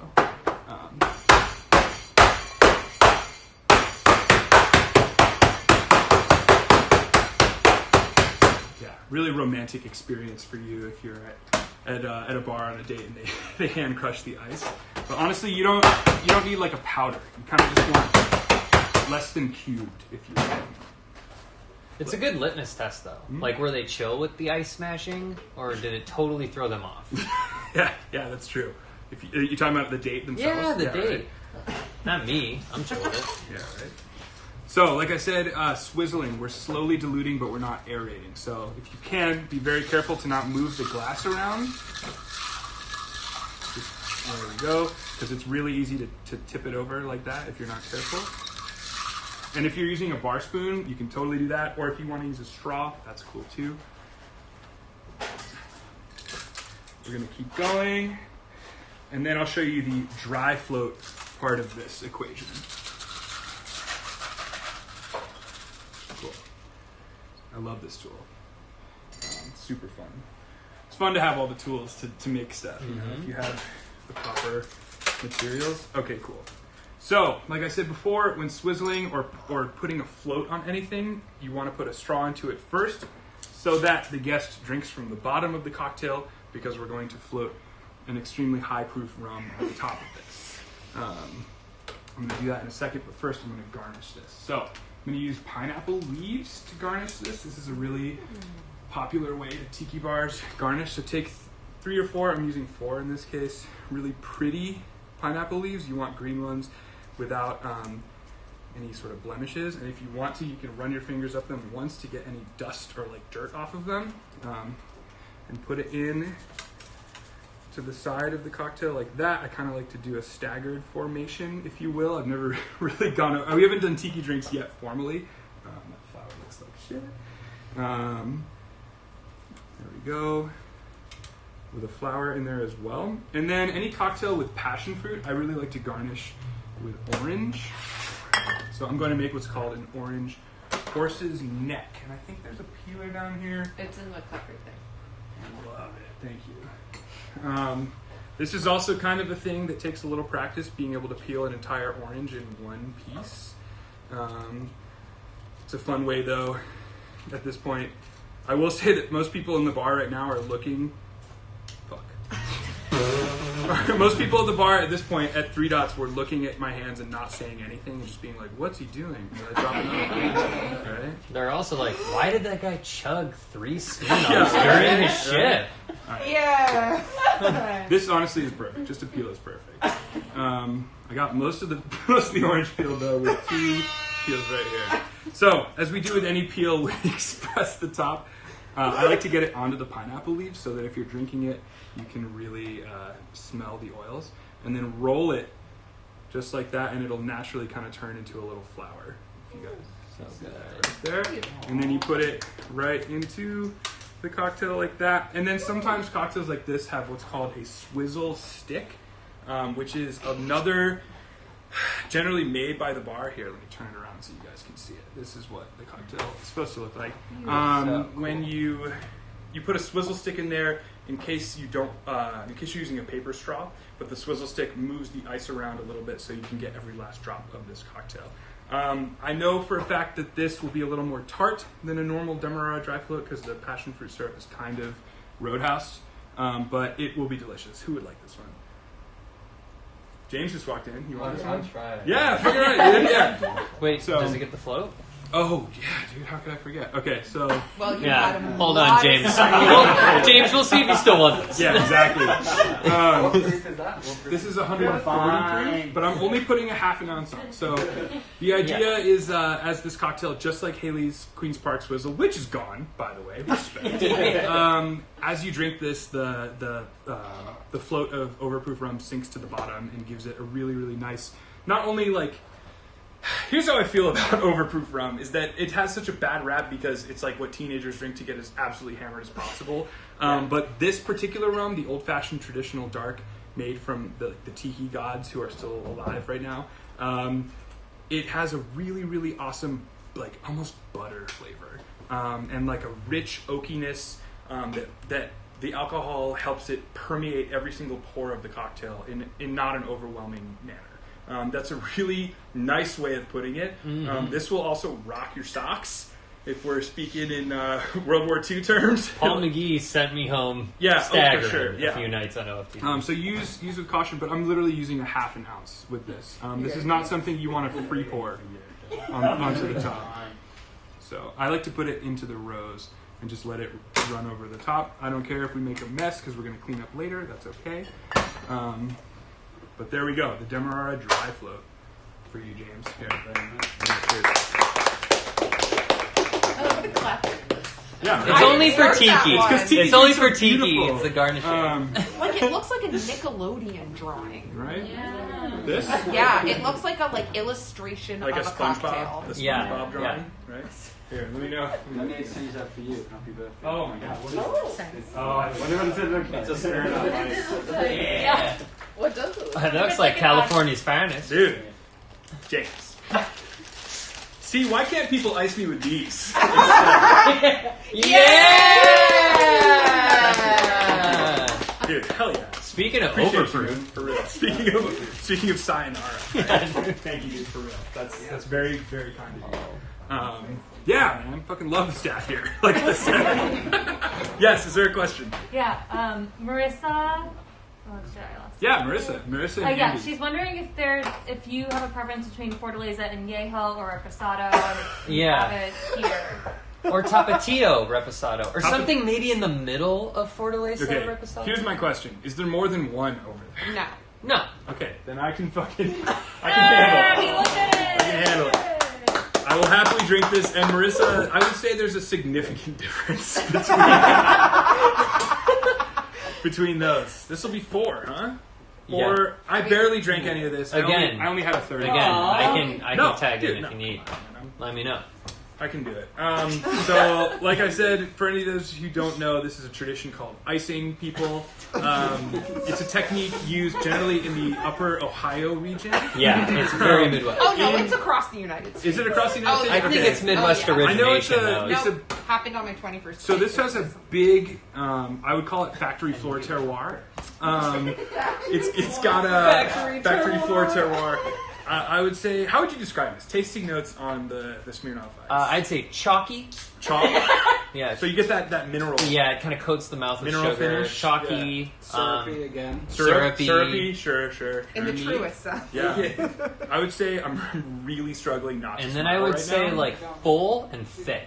full body. Yeah, it's Right. full bodied. For sure. And you know what? It's cool. It doesn't pack a punch. It's kind of low Yeah. ABV, so, maybe, where would you put this in a dinner pairing? Oh, why don't you pour rum into it? Yeah, that's it. So, okay. So that's another classification. We call it super beers, as my brother calls it, when you add liquor to beer.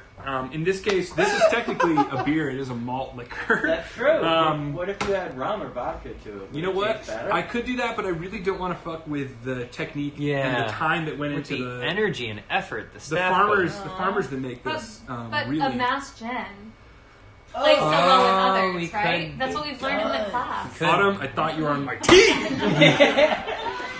We're gonna get you to bed. dude. I mean, For 151 floater, I'm sleeping 30 feet from where I am Brian right Ellis, now. 151 floater. 151 floater. I'll put you in the elevator. Where's We'll the, get you. I Do do it the for best. Brian. I do the. Is Brian there? Yeah. Zurich? No, Brian Ellis. Oh, okay. Sorry. Yeah. So Good this. idea. That's called a tornado. Perfected in Midwest sports bars. I would say. Oh wait, no, we have. Yeah, a we have a graveyard going. graveyard. I think that's plastic. Yeah. I don't want to disrespect the farmers really by adding anything to this. Yeah. And I really don't want to disrespect a mass by adding their incredible product to this. I think Shelby would laugh, but Pairing wise, I'd say lobster roll. Something to really also kind of pair with that buttery, kind of thick, silky going on mouthfeel. here? yeah, I got iced again. And we're talking terroir. We're talking regions. We're talking. This is like it's got to be an SNL bit. Yeah. Of like a It's- sommelier going over like Roadhouse. It's not unlike a Marlboro Red. In the same way that it makes you feel when you wake up after drinking it all night. And right, all right. This joke has been exhausted. Let's go ahead. I'm normally better at drinking out of I pints. don't know about that. Does everyone else in America I think get on French one fries. knee to French drink fries. this?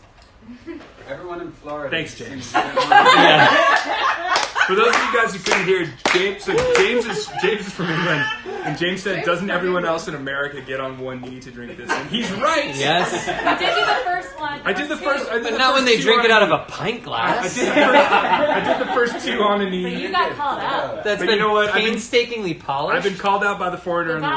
Goodbye. Yeah. Honestly, whatever, dude. So tall. Yeah, if it's drinking from a pint glass, doesn't. Yeah, no. It helps though. Oh He- God, it dude, went down easy. That Smirnoff Ice got Control Alt deleted. 2 sips. That's a thing my brother used to say. Deleting beers. Oh yeah, delete it. That's the classic. What's up? Going Marissa delete. used to do, well, she said when she turned 21, one of my early legal dreams was a Smirnoff Ice with Chambord. Oh, little Chambord in there. Marissa, I just I want to can see say that. I Yeah. can see that, but Yeah. Marissa, I'm glad that we are friends, that I know you, so that I know that next time I see you, I can ask, have you done that recently? And you will say no. That is how I feel about that. Marissa, oh God, the burping is the really hard part. That's, Yeah, excuse it's me, tough. excuse me, I'm sorry. Especially That's honestly- aerating it in that pint I think glass that like would, you that did. sounds Exactly. good as like a popsicle. Like Smirnoff Chambord Yeah. Yeah, yeah, yeah. popsicle. The term is decanting, Trent. We Oh yeah, we decanted decanted. that. Yes. Smirnoff Ice. Yes. Okay. but You could do a correct. slushy, Autumn. We need a slushy machine. If you put, all right, you know what? Side note here. Let's talk about ways we can make Smirnoff Ice really, really delicious. And if I were to make this malt liquor into an actual cocktail, I would pour it into a glass, get rid of the carbonation. Shaking anything or making anything with carbonation is it's like, like Diet Coke and Mentos. Yeah. You put it in there, it will explode. We don't want to do that. It happened to me one time. Actually, you know what? I should tell the story really briefly. I did that. I thought I was hot shit making a dark and stormy early days at 3 Dots with some delicious blackstrap rum, honey, lime, ginger syrup that we made on hand, and soda water. Uh-oh. And I made the mistake of shaking it with the soda water added. And I'm shaking it, smiling at the guests, like, dude, I'm making you the most fire drink ever. And the top of it shot off and hit a really, really expensive bottle of agricole and shattered it on the shelf. It was a Nissan. It was like the Nissan Reserve, which is like an $80 bottle at the store. So $60. And if you talk about cost per bar, liquor's marked up 500%. There's 33 shots. I'm not doing the math on that because Smirnoff Ice. But I shattered it. It was embarrassing. Don't shake with carbonation. Just don't. So what I would do is I would take the Smirnoff bottle. I would shake it until the carbonation is gone. Let it get to room temperature. And then I would probably... Raspberry sounds good with it. If I made some raspberry syrup or maybe some strawberry syrup, that could be good. And then if I dried it out with some lemon juice...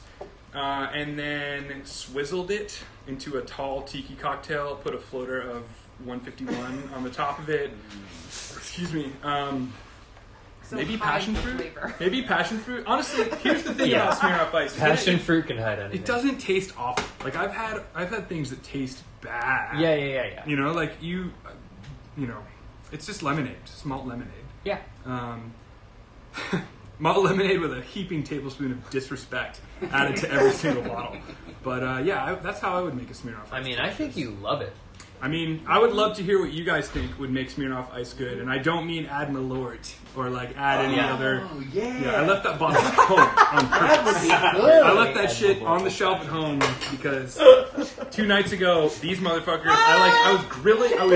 I was cooking them food, and I come inside, and these motherfuckers are like, "Dude, let's do a shot of Malort," and I painfully gave them a smile and said, "Oh God, I can't." No, and I drank another rum instead, and it was fine. But Another rum? Smith, God. Are you gonna disrespect? Yeah, well, we haven't gotten to that point. Yeah, so, we'll get there. Um, Or will we? yeah, right. Or will we? All right. Well, let's make this cocktail. Okay, cool. I know I've made some fun crushed ice, shaken, refreshing cocktails thus far, but I am going to make a stirred cocktail that is to die for. This is one of the first proper cocktails I learned. It's known as the father of the martini. It's very, very easy to make, and for all of the classes I've taught where I require people to buy a big bottle of this Luxardo Maraschino, it's a really, really easy way to go through that liquor that might be sitting on your shelf for a very long time had you not made this cocktail. So, dude, the dog. Carson, is that right? You can see if he'll come hang out, dude. Carson, He's come here. really soft. Carson sees one of the ghosts. Come here. Let me get this ice out of the way. There have been a few requests to see the dog. I don't know if there's a way that we can. Oh, maybe Can you pick Brian, him the up? owner, can do a Like, pickup. pressure's yeah. on Can now, do a but- pick and present. I don't want to put him through any hell. He's so Ryan, can we do like a Westminster Guys, thing and meet- kind of like do the meet tail Carson. here? This is the cutest dog I have seen in so long. Look at him. Oh, Look at his eyes. yeah. This is as excited as he gets. Yeah. He is. Yeah. He's a good A boy. nice That's a- little lick. He is That is a indeed a good good boy. boy. What kind of cocktail would he want? It had to be something like real dirty and mixed because Yeah. he is what Embark genetic testing calls Yep. a super Super mud. Yeah. Yep. Super mud. Yeah. Yep. Well, he's beautiful and he's He's- very well behaved. He's a lot like a Smirnoff Ice. So, you know, it's just Aw. like Without the disrespect, right? Yeah. Well, Look at pretty him. much. Dude, look at him. What a beauty. And hasn't made a peep the whole No, time. he's been chilling. He pouts. It's a natural. Well, there we have it. I don't know what the over or under was. Vegas odds that there would be a dog interlude in today's show, but I am very glad that there was one. Worse than rock, paper, scissors. Dude, we love Tell you that. absolutely, It could have been 3001. absolutely love dogs, We love them. and Carson has been such a good boy. I mean, we open with "What's up, my dog," Yeah, that's true. What's up, my dogs? and This this is time, the first one we got one. literally Dog. taken. So, were there any? I asked everyone what they thought Smirnoff drinks, like if we use Smirnoff Ice as an ingredient, if it would taste good. Is anyone Oh, Corbin said Smirnoff with grenadine. to add red sugar? Hell yeah, Grenadine. But that's that's good. That means that people don't want to partake, and that means a lot to me. It's not a Shirley Temple. It's Satan's Temple. Satan's Temple. I can think of some more brutal cocktails than Satan's Temple, or that deserve the name Satan's Temple. Yeah, If yeah. Ian And Adamczyk's Smirnoff watching, with for sure. grenadine. Ian could give me some. Okay, here's a cocktail that I was mentioning before. It's called a Martinez. This is one of my absolute favorites. It's a really, really nice, when stirred correctly, a really nice balance of herbaceous and sort of vermouth and lime flavors. So I'm going to chill the glass as we do. I just realized I didn't open the green can of Foster's. We were supposed to do a blind tasting. There was a question Oh, about yeah. the blind taste. Did you finish the blue? No. No, Uh, I'm like, am I doing the tasting now since No. you've tasted blue I would over say- and over and over? I mean, you know what? If this has any hops in it whatsoever, it will be Yeah, we'll pick up a on it. major difference. So, yes. Kevin says instead of champagne in a champagne cocktail, swap out the champagne for a Smirnoff. All right, Kevin. Is there? Are you looking for a Smirnoff? I'm Ice looking right for a now? Smirnoff Ice right now. I'm looking. Are you really? I But really there's am. 4. There's 4 that have been imbibed. I know there's 2 more hiding in other Oh, that places. means there's 6. Yeah, Yeah. You buy them. I made my first rodeo, Mackenzie. Could be a holiday 5-pack. There's not there's only one if there's a 24 ounce there. But if there's a 12 ounce, they're when hunting them in the wild, natively speaking, I think they're native to I would say the southern region, like I said, Ohio region. You can find Smirnoff them. Ice, I think it's like as I like to call it, the asshole of the Midwest, the state of Ohio. There you go. Look, I'm not trying to hate on any. On I any state in am. I'm from particular Illinois, right now. and Ohio sucks. All right, well, that's Would you guys vote for a reasonable person for once? Oh man, I would love to get into that conversation right now, but okay, there we go. Oh, shit! Oh. You've been nice. You know He what? asked for it. I've been Really nice, and you know what, Kevin? This one is for you. So, for those of you guys who don't know Kevin Capuzza, Kevin, when I work at Lincoln Station for Buffalo Bills games, we have on our point of sale machine, we have tabs on the screen, right? And you can see the names of the tabs. There's always Andy Marr, which is Andy and Marissa. Marissa was here earlier. There's Loud Kevin and there's Soft Kevin. Loud Kevin is Kevin Capuzza. And Kevin is known to break out into, I'm not going to use the word deafening, but I'm going to say loud Disney songs, and he knows every single word and harmony, and it's honestly impressive. Kevin is a staunch supporter of the show. He's here every week and means the world to me. I turned 30 yesterday, and My mom put together a huge video of lots of people sending video clips, and Kevin, yours was fucking hilarious. Is how I'm going to put that very tamely. And so I'm going to entertain your champagne cocktail.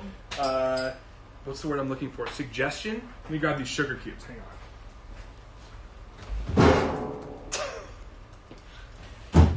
For those of you who don't know, a champagne cocktail is a delight most of the time of year. In this case, if any professional bartender is watching me right now, I apologize. This is not generally how I conduct business, but I can't resist a challenge. Is kind of how I feel about this. So Kevin said, "Why don't you make a champagne cocktail with Smirnoff Ice?" Normally, a champagne cocktail is I have champagne that's good. And normally you take a sugar cube with bitters and you cover it with champagne, and over time the cocktail sweetens and gets a little more herbaceous, and it's really, really wonderful. In this case, I'm going to make a Smirnoff Ice champagne cocktail.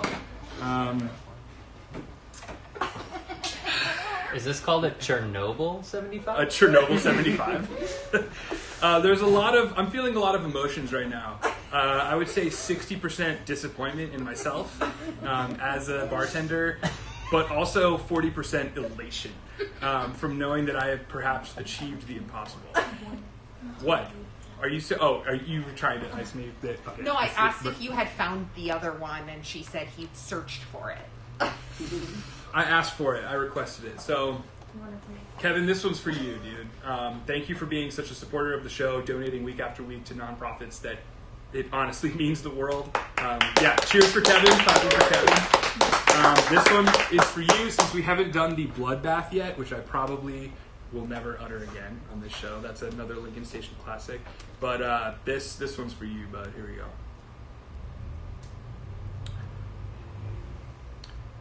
Honestly, this tastes like a ginger ale with bitters.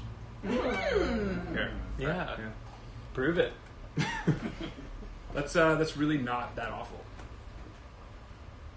So, but since I've been iced. Oh. I feel like Alex is past now he's craving the ice. Yeah, now he loves it. Like, He's addicted to the ice. Like, wow, overnight. do you think he's a Smirnoff rep? Don't you put that evil on me, Ricky Bobby, as we say. Yeah. I'll take it back. Sorry. I'm not a Smirnoff rep, nor will I. Well, nor will I never be, but this honestly really isn't that bad. But You want another one? no. No, I do not. But honestly, not really that bad is not how you ever want to describe something that you're eating or drinking. Cool? So, we're back here with the Martinez, one of my favorite cocktails. We love it. Yeah. And I'm going to chill this glass, right? Okay, so this is a stirred cocktail. When we shake cocktails, we are aerating, diluting and chilling. When we're stirring, we are not aerating. We want this to be sort of a smooth, the consistency I like to describe is as if you had a glass of water and you dropped a couple drops of soap into it. You want that sort of oil meets water, emulsification smoothness to it. So this cocktail, I'm going to start with Bombay Dry Gin. This is, what, $29 a handle? That's like 25 at Smart and Final Extra. $25, yeah. Yeah. In California, this is $25. So everywhere else, it's really affordable. I really like.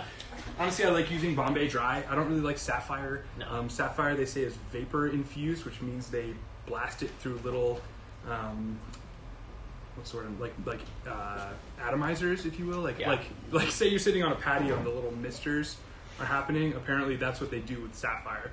It sounds like a gimmick to me, and I'm not interested. So, God, the burping is the hardest part. Yeah, the burping is tough. Honestly, I can handle the alcohol, but the burping just sucks when explaining delicious cocktails. So, I'm going to add an ounce and a half.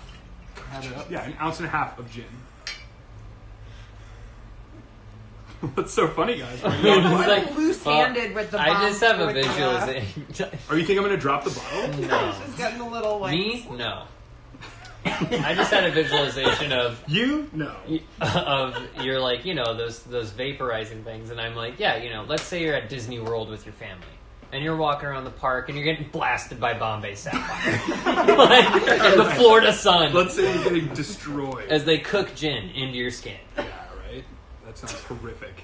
But also, there's only one park that sells alcohol for Disney World anyway.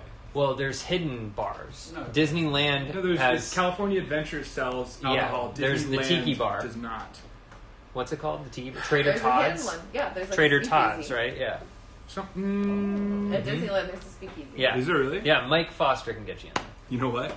He can. Trader Todd's. Yeah, he can. That guy knows his Disneyland. Florida one, everyone's fucked up. Yeah, right. Yeah. Yeah. Easy to say. There's a bar. Ask a dad Yeah. standing by a stroller. Fuck the wood over there. In the sweltering heat with 5 kids, so mad that he's spending $300 on chicken nuggets. Right? Can't If believe you were, that if princess you were to brunch. vaporize alcohol and Mm. sit in a room of that vapor, would you get drunk? Actually, it's funny you say that. A couple years ago, there was a company that I think they were called Booze Shots, where they aerosolized alcohol I remember that. and you could inhale it, and it would go into your lungs, and you'd get hammered really, really quickly. More capillaries in there. It's a But- thing. You can look it up. It was terrifying. Through When like absorbing it through your skin or through inhaling it? through inhaling it. Your lungs, the capillaries in So your like Yeah. instead of a fog machine, you have like a booze fog, and Like- you get fucked up. Booze spot. You had walking through any alley in Chicago on Right. a summer day. Yeah, exactly. But Like yeah, the misters in a restaurant, you could just spritz people with alcohol. I'm pretty sure it was the same company that was like, you can take a vitamin, like it was aerosolized vitamins. Oh, yeah, yeah. And they were like, yeah, this is a really effective way to get vitamins into your body rapidly. What else can we do? Alcohol. And I'm it drunk. was like, I joke about drinking and what, my graveyard of whatever bullshit, but like, dude, breathing alcohol, just like, I don't drink to get drunk, dude. I drink to enjoy flavors and to like, I don't know, make things and make concoctions and see what plays well with each other. Inhaling alcohol in like an inhaler just doesn't seem. Dude, It's if really good though. Maybe it smells really good. They have the passion fruit Demerara dry fruit flavor. Better than Yeah. butt Right? chugging It would wine. Burn. That was very it good. would be. Oh, I'm glad you liked it, man. Cheers. It would be. But So like, now we're dude, gonna stir this cocktail that I built in the glass here. if you're gonna breathe booze for half the price, I will go to your house and drop kick you in the head. For half the price. Trent has a new business model for right? If you want to inhale your booze. Yeah. God, for shame. There are times when I am so proud of humanity, and then there are times where I look down with shame. Pretty disappointed. Has the chat devolved to just like, It's got a little quiet.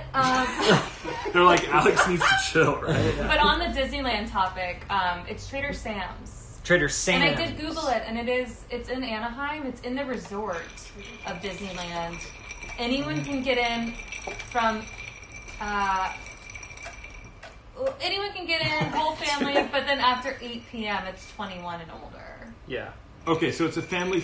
Okay, like a lot of restaurants do that, where the kitchen's open till 8, and then you got to get out so we can serve Yeah. booze. And then there's the Club 33, Right. which is the That's like super the. expensive dinner club. Yeah. You have to have an invite to that shit. Yeah. That's owned by the Eisners, where they have like a bottle of everything from everywhere all over the world. Rashawn was telling me about that place, Mackenzie, where he had some friends. He and Dave Matthews played in Disneyland. Yeah. I think it is. And they were like, "You want to come up to Club 33?" And like while he was up there were like some government officials and like some. It was a very sketchy situation. From what Hanging I out understand. at Disneyland. Illuminati. Maybe they should be getting us our goddamn checks. Yeah, exactly. Right. Instead of slugging Disneyland. You guys in here late signing the checks? Yeah, right.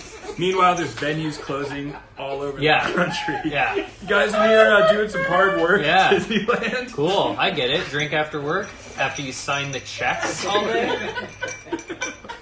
Let him. You guys can't see, but Trent's saying this with a straight face.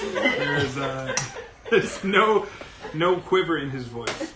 In the meantime, I've been making a Martinez. The recipe's right there, and I'll take this. yeah, right. It's getting hostile. Speaking of devolved, right? No, but this is one of the first cocktails I ever learned at Paris Club. It's got an incredible sort of vermouthy aroma. We always want to keep vermouth in the fridge. I say that every week. But yeah, it's really, really easy to make.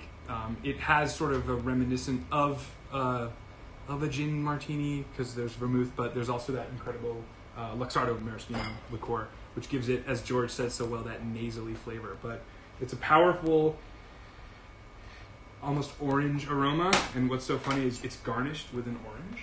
So in this case, I'm not going to peel the entire thing onto the floor. I'm just going to cut a little coin. No, for real. And express it across the top. Just like that. Who wants the Martinez? I think Trent wanted that. I love a Martinez. I'll take There it. you go. I mean, it's a solid follow-up to a Smirnoff Ice Smash. I would say. It'll pair well with my smash. Exactly. I think that might be all of the cocktails we have for the day. But I kind of want to make... Yeah, you want to throw a random? I was going to say, yeah. Does anyone... is there a particular cocktail that anyone... Like, you can throw things at me right now. I'll take a Carson Supermut. A Carson Supermut? All right, let's invent a cocktail right now. Oh, a Carson Supermut. Supermut. Let's just call it the Supermut. How about Yeah, that? the What super. is he looking at? Just The ghost. I will The say ghost. there's a couple spirits that you haven't used that are on the bar top. Yeah. Like Smith and Oh, Cross. yeah. So when I hear Right. Supermut, I think everything mixed into one. Into a pit, Exactly. some might say. Into a dunder pit, one might say, in Jamaica. I'll use Smith and Cross for this one, Trent. That's what Trent is requesting. But a Supermut to me sounds like a bunch of things mixed, but not in like a terrible way, in like a fun, relaxing, easy to imbibe way. Let's do like a tiki thing here. I think that sounds Smirnoff. good. No, dude, Smirnoff's taking a back seat. Look at the tequila. Yeah, right. Let's see how the Smirnoff champagne cocktail has aged. Yeah. Terribly. I'm gonna pour this out. Carson's Got straight warm, up that's all. looking into the Um, event. I know. He's communicating. Let me think. You know what? A Supermut sounds like a. Is that enough? Is he what? He's looking away She from said me he's right now. looking at the ghost. If And he anyone's said inclined he to wants to like go to to go, You He know, wants to go. he just wants to go. he wants to leave. He wants Until no he part gets of out on this. Santa Monica, then he's like, "Get me the hell back." Yeah, exactly. Oh. Oh man, he's a sweet boy. He's Honestly. very good. He's from Texas. If that influences. Oh! okay. Autumn! Did you know Autumn's Carson's family? What part of Texas is he from? Did you know Carson? the streets. Is he from Okay. the Dallas Yeah. Fort Worth area? Yeah, Dallas right? Fort Worth. Definitely Fort Worth. You know, I get the chill Fort Worth, but like kind of urban. He's walked on some, you know, like, he knows college how to act in the towns. city. kind of He's vibe. had to Was move he up from for Betty Austin. Buckley It's gotten a then? little Yeah. like too much for him. Sure, like parents were oil executives who lived in Dallas, and then he moved to Austin to really achieve his artistic dream. Yeah. Realized I'm not good at this, but I make people come together, and Yeah. he's moved to Fort Worth to open a beer brewery with a patio, Yeah. and is Yeah. making millions. and he created a cocktail. He did. And he's He got did. a cocktail. He brought rum to Fort Worth, so Oh, yeah. we're gonna make this cocktail. I'm gonna start with 1 ounce of Smith and Cross Jamaican overproof rum. Great start. Yeah, right. Also, while this is happening, he's facing completely away from me. Yeah, I wish you guys could see. He's literally like he could not be less interested in any of the human beings or any of the actions going on in there. I'm gonna do a 1/2 ounce of El Dorado, aged Demerara rum. There we go. How long has this show been, by the way? Just curious. We're at 2 hours. 2:20. 220? No, Or no, 2 flat. Two? 'cause, I guess the yeah, 20 was 420 the blazer. four. Oh, yeah. 420 blazer. Exactly. That's not too The bad. 4 of the No, 20. 2. I was like, that's not that much longer than other ones where you haven't been getting iced. I haven't been getting ice. All right, and 1/2 ounce of the Brugal. And you know what? Let's throw some mint leaves in there. Cool. Like a mint rum daiquiri. Where are we at total ounce on rum now? Was 2 that ounces. 3 Missed different it. rums? 2 ounces 3 different total. rums, but we're Yeah. up to 2 ounces. So one Smith. and half. Half. What about some of that banana liqueur we got back there? Oh, you have the. Sure do. Oh, yeah, here. Sure do. The Tempest Fugit creme de banana. there was a really, I always really wondered what to do with that. So sneaky part of me that was like, did Mackenzie put a Smirnoff Ice next to the fucking banana liqueur? I'm going to put a bar spoon of the Tempest Fugit banana liqueur into this Hasn't bad been boy. opened in a while. Right? So it's got like a brown sugar sort of funky note to it. You put a bar spoon in here? I'm gonna try it. It's going to be pretty weird on its own. Yeah, what the hell? I'm interested. I mean, it's pretty funky, honestly. Yeah, I'm interested. It's Doesn't kind it of smell not like Smith? Wait, so what have you added so far? So this is 1 ounce Smith & Cross Jamaican Overproof rum, half an ounce of Eldorado 5-year, half an ounce of Brugal. So 3 pretty basic rums. I'm gonna try this banana liqueur just to make sure it's okay. It tastes like butterscotch. Oh man, Yeah, that's not bad at all. dude, that tastes That's so delish. good. It tastes like when you've made. You could drizzle that on ice cream. You could. It tastes like when you've made banana bread, and you take just the top half-inch off the bread. Yeah, it's like It creme is the best brulee part. banana. Honestly, it's really delicious. Bananas Foster. I was really just asking if you knew what you'd put in it yet, because this is from Rashad. Oh, I bet you just said ice.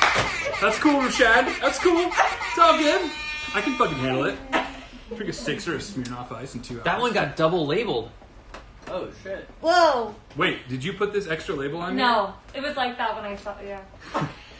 It's like getting a double yolk when you're cracking eggs. Yeah, it's exactly like that. Exactly like that. Except you don't smile and say, "Look, honey, what a wonderful joy this is for Our omelet will be more yellow. No, this is. I'm gonna make this cocktail and then I'll drink this, Rashad. Give me just one moment. We're gonna add 1 ounce of simple syrup to the super mutt. Super mutt. And then I'm out of lime juice, so I'm going to just freshly squeeze some lime into the jigger.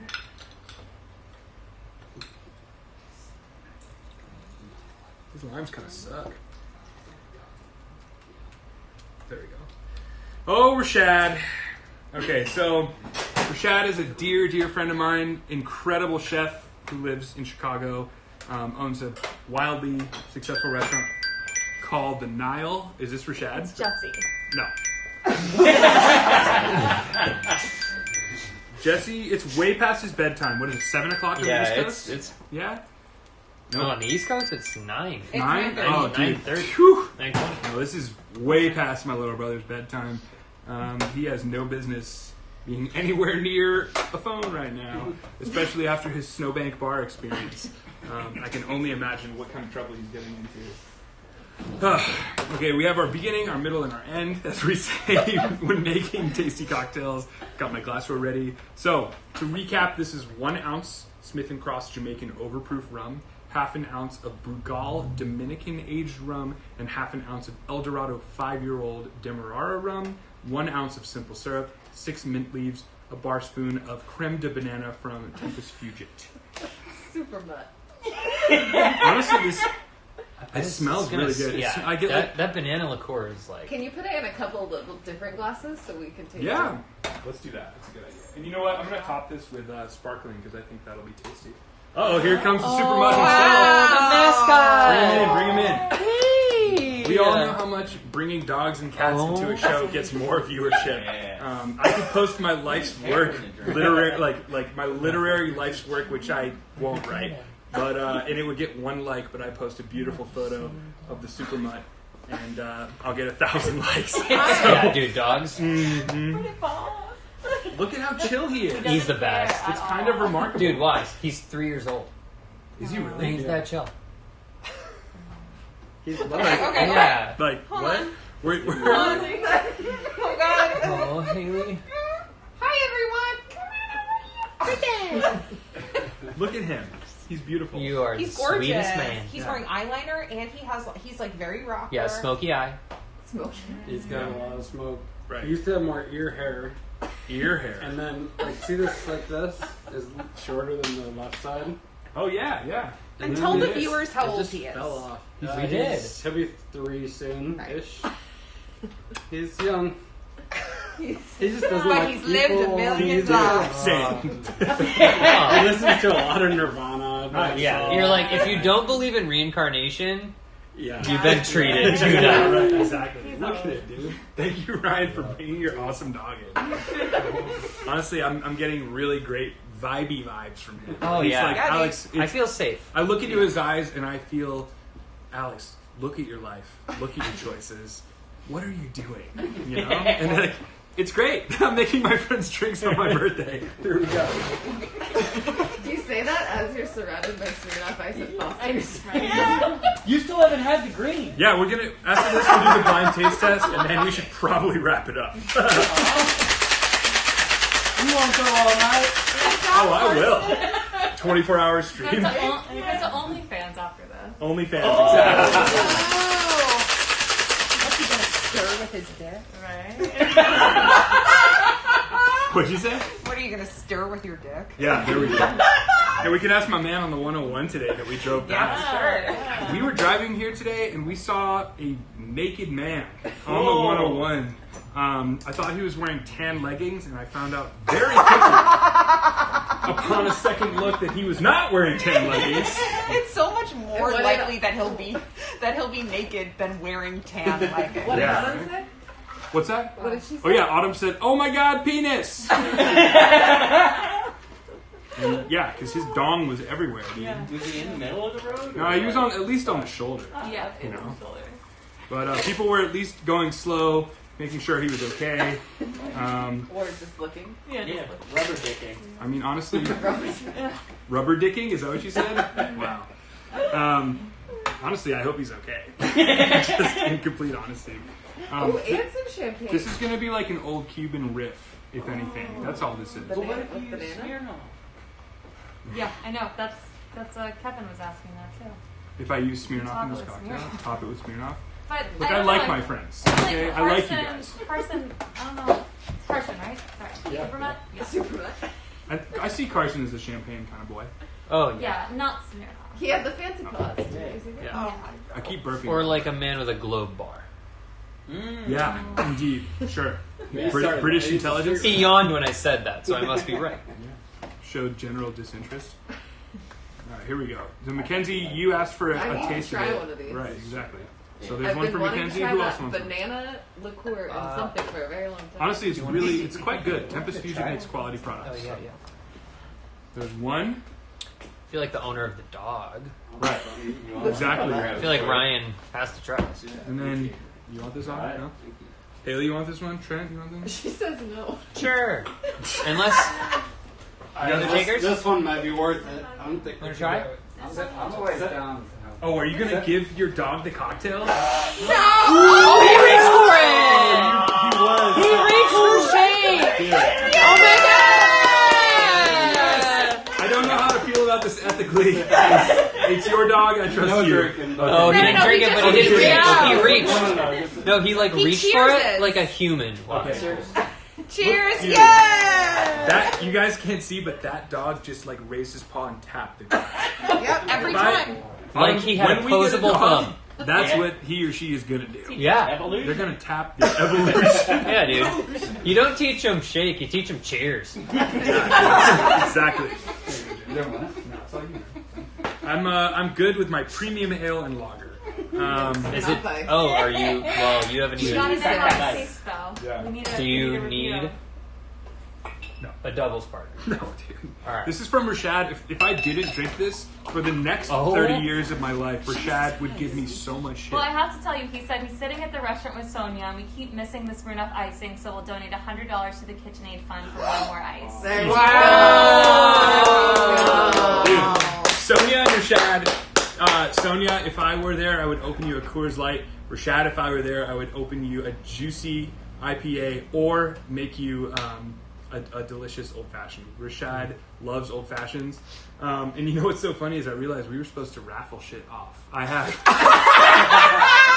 So Better late this than is never. like a posthumous. Like, Okay, yeah. Whoever's still here. post-death. That's a good one. Yeah, that's actually So, good. We'll have less of a crowd. Anyone who's donated, you get an entry to win one of my Whoa. 3/4 length sleeve shirts that I make. A little baseball Raglan. Baseball Raglan, indeed, or Raglan, if you're Raglan? not from the Midwest or Raglan. Minnesota. That's what it's Raglan. called. This is a 3/4 length. Google- I have them in Google small, it. medium, large, extra large, and double XL as well. So anyone who donated, if there's anyone left watching at this point, you get entered to win one of these. You also get entered to win. I have a band that's called Alex Vasili's Very Good Band. Autumn laughs at me all the time because I sell shirts for a band without a record. And what's so funny is I've sold a lot of shirts. So I'm not mad at it, but these come in extra small, medium, large, extra large, double extra large. You get entered to win one of these. And also, as the guys in Dumpster Funk say, this is a Wasili cut shirt, meaning it is a scallop cut. It's an extra long torso. So if you wear a medium regularly, maybe you get a small. But yeah, what is this? This is an extra small. If it gives you an idea, it's that long. Oh wow. Comfy fit. Mm-hmm. Yeah, and then It's a dress. and then one last prize, right? Oh my god. Oh yeah, here we go. Come down right now. Oh. For anyone prizes. donating to the Alex Vasili Wants a Great KitchenAid Pro prizes. Mixer Fund, you get entered to win a bottle sent to you of the gold fashioned syrup that we make, that we're so proud of. This has been a hilariously good, crazy good success. I'm super proud of this syrup. You can add it to virtually any spirit, and it turns into an old fashioned. It's good, and we like it. It's in fact, some might say it's very good. It's very good. Yeah. But yeah, there we go. That's what it looks like. And thank you to everyone who's already purchased it. We're coming up on, I think, our 100th bottle sale, which is just nuts. Wow. So, coming soon, we'll be not giving anything away right now. We'll give it away in 2 weeks when we're back. You'll get it. Yeah, we have some. We're good on our word. We are good for. We have signed the checks. Indeed, we have. We have. Exactly. We're not- good on when we say something. Look, we're not a Club 33 in Disneyland lollygagging. Yeah, just jacking off each other. Couple I of wish- politicians. I wish you guys could see how serious Trent's face is right now. Like, he's not laughing. This is serious. So, speaking of serious and no laughter, I'm going to drink this Smirnoff Ice. Oh, God. Can you make sure Rashad and Sonia are watching in case I don't have to do this again? I will send this video to you, and you can send it to them, just in Ready? case. Rashad and Sonia, this is for you, just in case it's not popping up on the live stream. I love you guys. This is...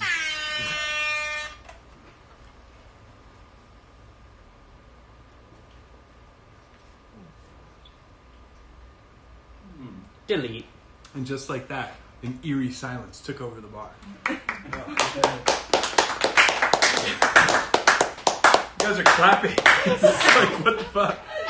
So, Dad said, "Yeah, get to it already." okay, Oh, thank yeah, you. there- Okay, yeah. yeah. And then the last thing we'll do is the blind taste test of Jesus Christ, of Foster's Little Fosties.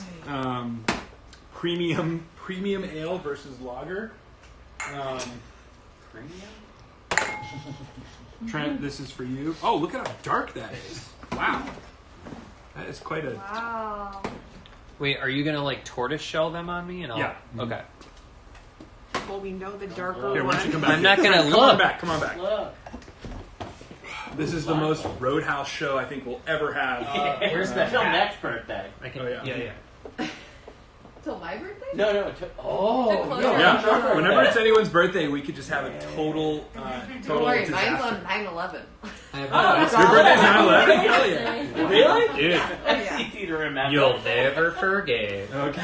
Oh, this is how Ready? the blind I have taste my is. eyes closed too, just so. Here we go, guys. So just. Yeah, you can tell by the color. There's one. My eyes are closed. We're Trent, good. you look so dumb. Wrap that. Yeah. Right, you look great.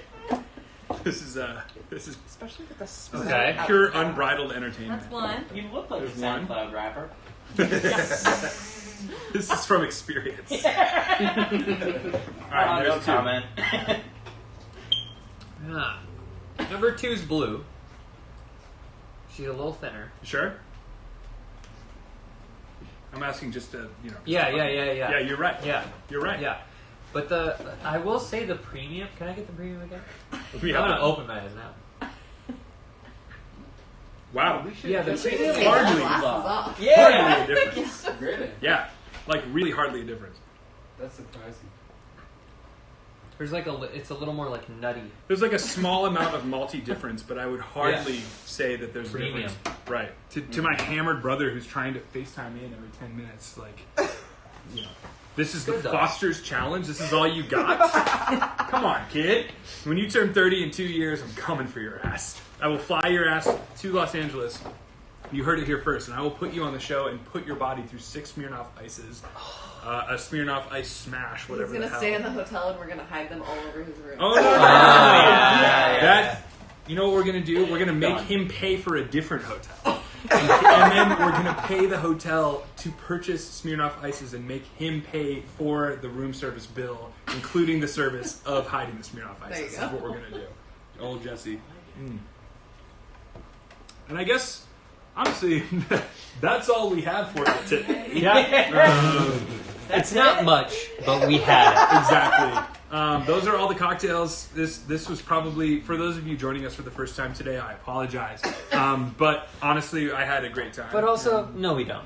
Yeah, exactly. No, this is what it's about, man. Very good Yeah. cocktails. We kind of do whatever we want. And we're normally teaching you how to make really awesome drinks. And to be fair, I showed you guys how to make some badass cocktails today. But I also drank a lot in the meantime. So, There's thank you. only one right way to end this, and it's by going a 1, a 2, a 3. Happy birthday to you.